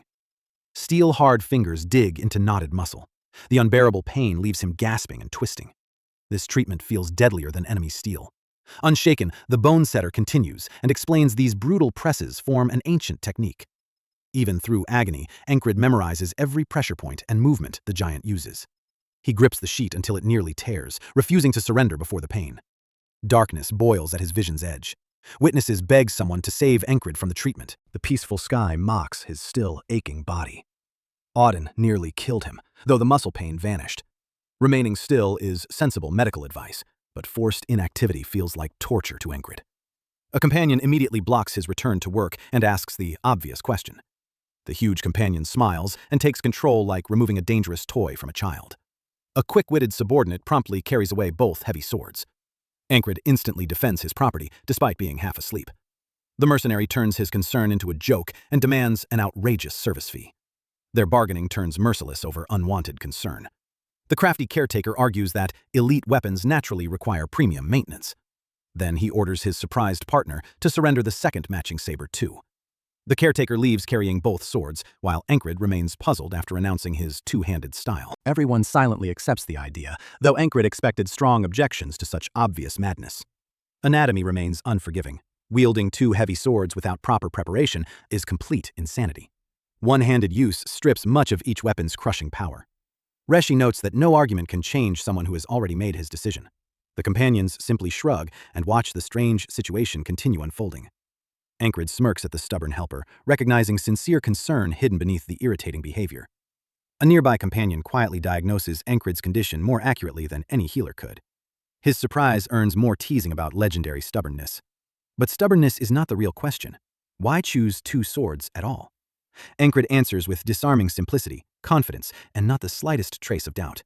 To him, paired blades create superior harmony and strength throughout his entire body. Memory returns to a campfire ballad about a war-ending night. As a boy, he believed completely in that savior. Reality answered with rough shoves and cruel mockery. To everyone around him, that impossible dream deserved only pity and contemptuous laughter. Life's blows were meant to force him down, yet even while wiping dirt away, Encred never showed the slightest trace of submission. That inner fire still burns, and he will never abandon the path he deliberately chose. In the quiet sick room, his battered body silently reveals the brutal cost of that devotion. His companions watch without speaking, finally recognizing how deep his obsession truly runs. Each carries burdens, but their commander's persistence forces everyone to judge themselves again. A seasoned warrior's gaze gives quiet acknowledgement to Encred's truly unbreakable strength. Unlike privileged men who abandoned everything, Encred began with nothing except one faithful sword. Still, he advances, drawing reluctant but genuine smiles of respect from everyone around him. That absolute loyalty to his goal makes him a leader others willingly choose to follow. Their harsh lives still include familiar barbs and practiced indifference. Behind every argument and rough joke lives genuine trust. That unspoken recognition binds these people more tightly than any formal oath ever could. They even turn heaven's blessings into sarcasm that briefly lightens their brutal existence. Their bitter laughter becomes a shield against the madness war drives into every soul. When joking fades, familiar routine replaces empty waiting. In this camp, every idle moment threatens survival, leaving absolutely no room for laziness. Even while his body heals, a warrior's spirit must remain under constant pressure. The next lesson begins because one battlefield mistake means death. Predatory excitement flashes coldly in Encred's eyes. Outside, beneath peaceful skies, steel prepares for blood. The polished blade offers false control over coming chaos. Disturbing reports from the front quickly destroy every hope of achieving an early peace. The war of attrition continues, and its icy pressure becomes steadily more crushing. The enemy regroups for one crushing strike. Every whispered rumor feeds growing anxiety about the fate of their shared cause. Leaving the situation unchanged would mean knowingly marching straight toward an unavoidable death. While new plots form inside command tents, precious time continues slipping away. Away from intrigue, training builds their only survival chance. To evade a lethal thrust, Encred must read hostile intention before any movement begins. His gaze must sharpen beyond steel and catch the smallest motion hidden inside chaos. The first projectile whistles forward, making hesitation immediate failure. The world stops and narrows around one flying target. His calm partner already rolls another stone between waiting fingers. A second projectile slices through the air. Again, Encred's awareness contracts completely around the incoming target. The stone lands with a blunt crack. Pain proves his body remains badly injured. Still, lying idle becomes impossible when his companion offers another punishing test. The next stone whistles past his head. Each throw becomes a silent question that demands Encred answer without the slightest delay. However many stones follow, a real battle will never wait for hesitation. The camp stays deceptively calm beneath lingering tension. Sudden movement inside the dense foliage catches Encred's fully focused gaze. Cold steel flashes within the forest shadows. Another stone tears forward hard enough to shake earth. His body reacts instantly and launches forward. Panicked screams shatter the camp's silence. The alarm rolls across the tents as every soldier reaches immediately for weapons. Confusion spreads everywhere, but Encred has already recognized the single crucial detail. Within the chaos, he studies the strange markings carried upon those flying stones. His partner jokes that dozens of written rocks were unnecessary since Encred understood the warning. Their familiar teasing finally breaks the tension between them. Before laughter fades, a genuine alarm erupts. A battle-starved warrior charges ahead, desperate to find someone worthy of his stored fury. His hunger makes sense. While Encred recovered, the giant had nowhere to release that power. Even sparring left poor Andrea sprawled helplessly. Nearby soldiers exchange confused whispers, unable to understand what caused this commotion. No great battle appears, leaving the frustrated warrior shouting uselessly for a worthy opponent. After a few shots, the attackers retreat. The border garrison pursues while others count casualties. An experienced veteran watches grimly. Certain ordinary soldiers will never catch this particular archer. The arrow's long shaft and distinctive fletching reveal the deliberate craftsmanship of a true master. Frowning deeply, the veteran struggles to recall the ominous title that once terrified entire units. Encred calmly corrects each confused and increasingly ridiculous guess the veteran offers. To his companion, this is ancient history, but Encred remembers their encounter with painful clarity.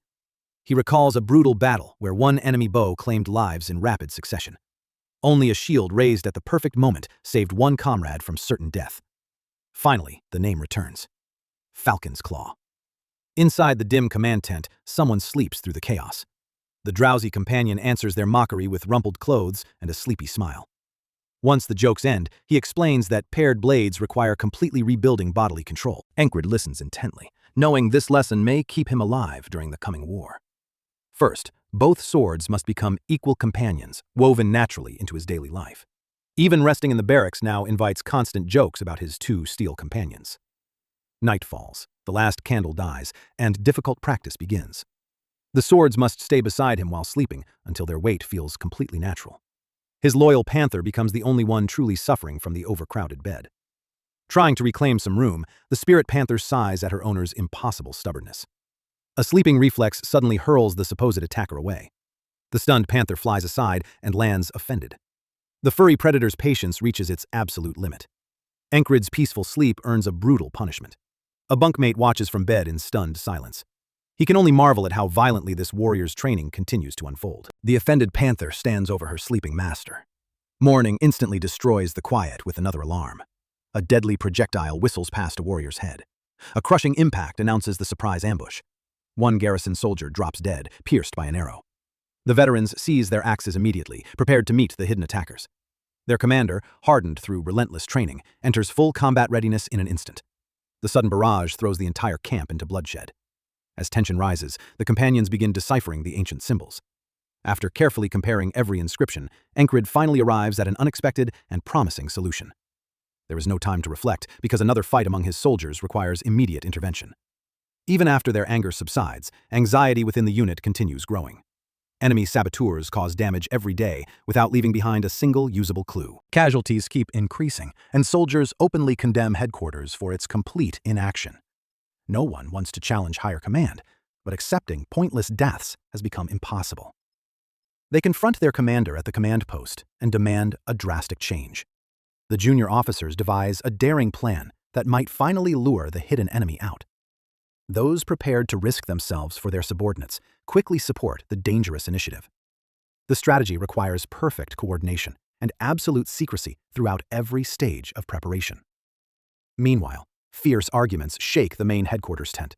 Officers blame one another for their helplessness and suggest increasingly absurd, suicidal responses. The commander-in-chief realizes conventional experience offers nothing against such underhanded enemy tactics. A female commander enters with fresh intelligence. She reports an unexpected proposal from the Army's most infamous platoon of madmen. With surprise, she admits the original idea came from an ordinary soldier. The officers crowd around the map and hear every detail of the unconventional operation. Behind thick tent walls, the garrison's fate hangs in balance. After weighing every danger, the gray-haired general finally recognizes a genuine chance for victory. He approves the operation called Hunt the Falcon. Beneath that grand name lies a reckless mission, capable of deciding the entire campaign. Doubts arise because their route never approaches the enemy leader. The soldiers question their march behind enemy lines. The exhausting mountain climb only deepens their irritation. Then the truth emerges. Precise, exhausting rear raids will turn the unit into perfect bait. Constant attacks should force enemy command to send its elite troops hunting them. A hot-headed fighter insults his comrades while complaining loudly about the insane mission. Among veteran mercenaries, careless insults earn immediate punishment. One sudden threat extinguishes his anger completely. The veteran settles for a severe warning and steps back, preventing a pointless internal battle. Encred calmly judges their route and present readiness. The leading scout spots their landmark on the horizon. Her experience fighting in the wilderness remains essential to keeping the entire group concealed. Watching their progress, she wonders why Encred chose to gamble everything on this operation. He understands that joining this dangerous mission forced her to risk her own position. Her invaluable help and his half-serious teasing reveal the deep trust shared between them. Finn smiles and hints at an enormous reward. The others immediately tease Encred too, briefly loosening the pressure around them. Behind every joke, they know each step carries them closer to a deadly storm.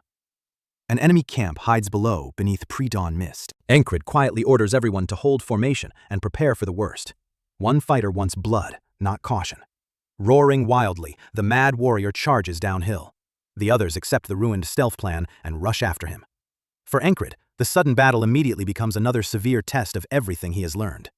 Racing down the slope, he understands that real training never ends on the practice field. The unsuspecting sentries hear a strange noise rolling down from the hills. A smiling giant runs straight toward them. The confused guards wonder whether they have somehow mistaken this stranger for an ally. Then the giant's axe begins rotating. The first crushing strike paints the ground red. The surviving sentry screams and reaches for the alarm. At that instant, the remaining unit lands below the hill, fully prepared for battle. One explosive push sends the tempo soaring. His dash leaves dust and a crushing shockwave. The giant flashes past with terrifying speed. Even Encred freezes briefly in astonishment. He realizes his companion still conceals abilities far beyond anything he expected. Excitement ignites inside Encred, and he resolves to uncover that movement's secret himself. The camp alarm rises, and enemy units charge. Encred immediately orders a retreat, rather than waste strength in a prolonged, pointless battle. His companions argue while running, but Encred silences them because the operation is far from finished.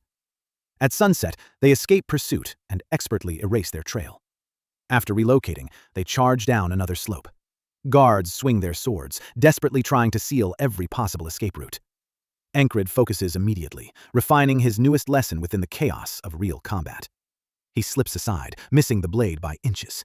The enemy sword smashes rock behind him. A watching companion coolly comments on Encred's steadily improving reaction speed. His companion kills the attacker, then lectures while moving. Encred pierces another enemy while marveling at his partner's calm battlefield analysis. The unit's stern giant reminds everyone that danger remains and training must wait. Superior numbers force another retreat, drawing the enemy onward. Night brings pouring rain and relentless pursuit. The exhausted pursuers cannot understand how the madmen sustain such impossible speed through the storm. Watching them run, the rescued companion realizes every fear he carried was completely misplaced. Several fighters want to turn and destroy their pursuers, but Encred refuses to change course. He physically drags the reckless men back onto the route they must follow. The observer finally understands that no other captain could control this unit with such discipline. Night settles after they lose pursuit and rest. Beneath a tree, Encred reflects that command became easier only after he gained real strength. Remembering Rem's incredible dash, he simply demands that his subordinate reveal the secret. Rem refuses outright, ordering his captain to think and find the answer himself. The rejection unsettles Encred because none of his companions had ever denied him training. Lying nearby, Rem stays silent, knowing easy answers would only obstruct genuine growth. Encred lowers his eyes and wrestles with the harsh refusal. Then the obvious truth strikes him. He never once tried finding the answer himself. Commanding others had clouded his judgment, because genuine mastery cannot be handed over without personal effort. Seeing understanding enter Encred's eyes, Rem smiles faintly. Encred closes his eyes and searches alone. By morning, the unit resumes its nearly inhuman pace. Young Andrew grits his teeth and fights to avoid falling behind. He marvels that not only the veteran madmen, but every companion endures the punishing march. Encred stands out most, leading confidently, as though the brutal strain simply does not exist. Remembering their first meeting, Andrew can barely comprehend how enormously Encred has grown. His lungs burn, while his exhausted body begs him to stop. But his hunger for strength overwhelms weakness and forces him forward once again. A companion behind Andrew watches that struggle with reluctant and steadily growing respect. After House Gardner fell and his friend died, the man vowed to support Andrew and forge him into a warrior. Andrew once looked like a child, but now his squared shoulders carry a man's strength. Watching that confident posture, the veteran senses an unavoidable change drawing closer. Encred suddenly turns and calmly announces that he solved the secret behind Rem's crushing dash. Muscle control and concentrated force create the burst. Without hesitation, Encred decides to test that insight during real combat. From a sheer cliff, they study the camp below. A narrow canyon with one exit looks like the perfect place for an ambush. Encred recognizes the deception immediately because the apparent trap is far too obvious. The enemy expects them to avoid the canyon and enter a prepared dead end instead. Therefore, an elite enemy unit must already be waiting somewhere dangerously close nearby. Instead of retreating, the companions smile coldly. Destroying the bait quickly should force the actual hunters to reveal themselves before they are ready. Encred splits the force and assigns the high ground. Those remaining salute, prepared to defend the commanding height until the end. The assault group leaps fearlessly from the cliff. Below, the enemy commander stalks camp, resenting his role. The veteran despises seeing his celebrated company reduced to secondary bait for another force. Still, he swallows that anger and obeys because the operation's success matters more. A sentry's wild scream tears through his thoughts. The officer freezes. The enemy entered willingly. Encred's assault group crashes into camp like a storm. The commander recognizes the elusive raiders and recoils. Encred narrows his eyes, struggling to remember the arrogant warrior's face. His allies shrug because they barely understand the connection themselves. Blind rage chokes the officer when he realizes there is nowhere left to retreat. He charges, determined to crush the insolent intruders himself. His blade whistles toward Encred's heart. Steel collides, exploding into blinding sparks. Recognition twists the enemy's face when he finally notices that cursed weapon in Encred's hand. He remembers the mysterious guardian who defended the sacred flag from within thick fog. Blinded by rage, he unleashes another crushing storm. Their locked swords strain hard enough to shake earth. Encred remembers when this warrior once seemed like an absolutely impossible wall. Now that same opponent offers the perfect test for Encred's increased power. Encred lunges back into the deadly exchange. Meanwhile, the remaining unit calmly evaluates the duel. Elite camp guards regain their discipline and rush forward to interfere. The madmen contemptuously block every attempt to reach their captain. One crushing blow permanently silences an arrogant soldier. The allies watch calmly, enjoying the leader's grand duel. The opponent roars and unleashes another crushing attack. Ancrid slips cleanly past the lethal thrust. He counters instantly with lightning speed, leaving the enemy choking through sudden pain. Veterans openly marvel at his speed and timing. Bleeding and furious, the opponent raises his weapon again. Every renewed attack crashes against the flawless guard of Ancrid's paired blades. To every observer, Ancrid has clearly grasped the true essence of fighting with two swords. Steel grinds violently as the enemy tries overwhelming him through sheer mass. The duel becomes a rapid storm of sparks and deafening collisions. The watching mentors recognize that their grueling instruction has finally produced undeniable results. His opponent still dismisses paired weapons as nothing more than foolish and impractical pride. Ancrid's cold, focused stare immediately strips away that final comforting illusion. An experienced commander answers that resolve with approval. Ancrid's pulse accelerates violently, driving a powerful wave through his entire body. He launches like a released arrow, concentrating everything into one explosive burst. The opponent finally realizes this newcomer is extraordinary. A devastating overhead strike crashes onto his raised defense. The enemy blade groans under pressure as deep cracks spread across it. Ancrid breaks the stance and prepares his finish. Scarlet blood scatters, stitching the duel toward its end. Ancrid's blade bites deep into flesh, leaving the enemy commander absolutely no chance of survival. Unable to resist any longer, the enemy leader collapses helplessly onto his back. His heavy body crashes down, splattering grass with blood. The soldiers freeze, unable to believe their commander fell. Ancrid's companions roar for their leader's flawless victory. As panic spreads through the enemy ranks, the mercenaries begin provoking them openly. The blood-drunk axe giant already wants to charge.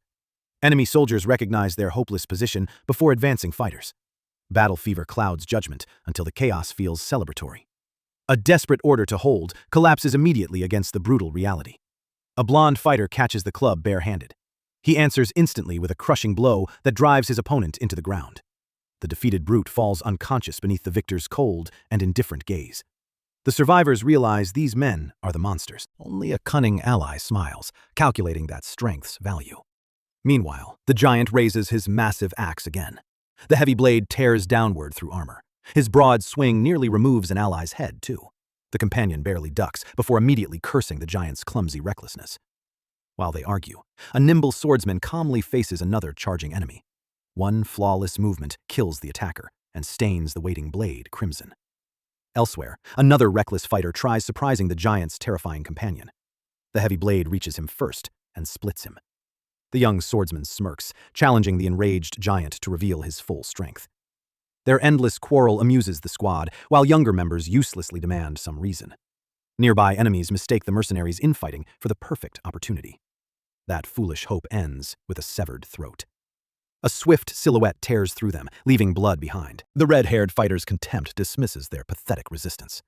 Their leader calmly orders restraint, reminding everyone that pointless slaughter was never the mission. Yet cold metal glints inside the ancient trees. A warrior's sharp gaze instantly catches the threat concealed among the foliage. A deadly projectile whistles toward the commander's weakness. A defender instantly knocks it aside, saving the leader. The projectile rings against earth, exposing the hidden threat. The archer has revealed himself, and the veterans recognize the legendary killer called Falcon's Claw. Lifting the enemy arrow, the large warrior asks his commander an unexpected question. His casual comparison between a sniper and a beater sounds deeply disturbing during battle. Grinning like a predator, he imagines hunting the hidden archer as helpless quarry. Without awaiting permission, he powers up the slope and leaves his companions behind. The squad stares, but veterans know he never takes meaningless risks. They cannot remain exposed because this open ground makes everyone easy prey for enemy archers. The commander immediately orders the ideal screen for their withdrawal. Bright flames engulf the camp and release choking smoke. Behind the firestorm, the squad races away and transforms retreat into absolute chaos. The cliffside archer watches in frustration as smoke completely destroys his view. His men search helplessly through the haze and lose the fugitive's trail. Falcon's Claw refuses surrendering his prey and coldly orders everyone forward. Meanwhile, the captain's squad climbs a steep, rocky slope. Rem's reckless decision proves ideal, allowing the entire squad to serve as attention-drawing bait. The difficult, narrow route unsettles their enemies while denying hidden snipers any clean shot. Meanwhile, true death moves soundlessly through forest shadows. The Wild Hunt's thrill brings Rem a predatory grin. He was once his tribe's finest tracker, expected to earn extraordinary glory. Those days are gone, yet the nostalgia remains sweet. Moving like a wild beast, Rem discovers the enemy detachment's trail. From the start, Falcon's arrogant trackers were never hunters to Rem, only desirable prey. Unaware of danger, the enemies advance confidently, believing their fugitives merely postpone the inevitable. A sudden, crushing strike destroys that confidence. The ambush instantly transforms those proud hunters into completely helpless victims. An order to scatter vanishes beneath whistling steel as the attack tears them apart. Primal bloodlust burns through Rem's furious eyes, leaving his enemies absolutely nowhere safe to flee. Deadly steel turns the fleeing retreat into slaughter. The surprised mercenaries collapse helplessly beneath the attack's overwhelming force. One surviving archer panics and retreats, unable to understand how the monster approached unseen. Death already stands behind him, axe raised. The trapped pursuer struggles to recover his composure. With his last strength, he raises the bow, trusting one accurate shot can stop the monster. The released arrow splits perfectly beneath the axe's answering sweep. The strongest blow knocks the arrogant archer down. The warrior mocks the fallen enemy's shattered pride. Without granting rest, he catches one arrow fragment and prepares to finish everything. Lightning drives the broken arrow point into his throat. His final breath dissolves into a wet rasp. Rem surveys the field, disappointed it ended too quickly. He easily pulls his axe free, regretting the complete absence of any worthy challenge. Resting bloody steel against his shoulder, Rem considers how deeply he has changed. His words and habits increasingly resemble his commander's frightening and unforgiving manner. Years beside that harsh man have clearly engraved a permanent mark upon Rem. Behind every great fighter stands someone's shadow, quietly teaching the ruthlessness required to survive. Perhaps true strength means accepting weakness and limits, just as his commander once did. Blind fury leaves Rem's eyes, replaced by the cold resolve of someone who faced his abyss. Taking that difficult step, he understands how fragile and insignificant his choice may ultimately prove. His desperate resistance may achieve nothing and disappear silently among the ancient trees. Even so, Rem walks stubbornly into the unknown, gripping his trusted weapon and accepting whatever follows.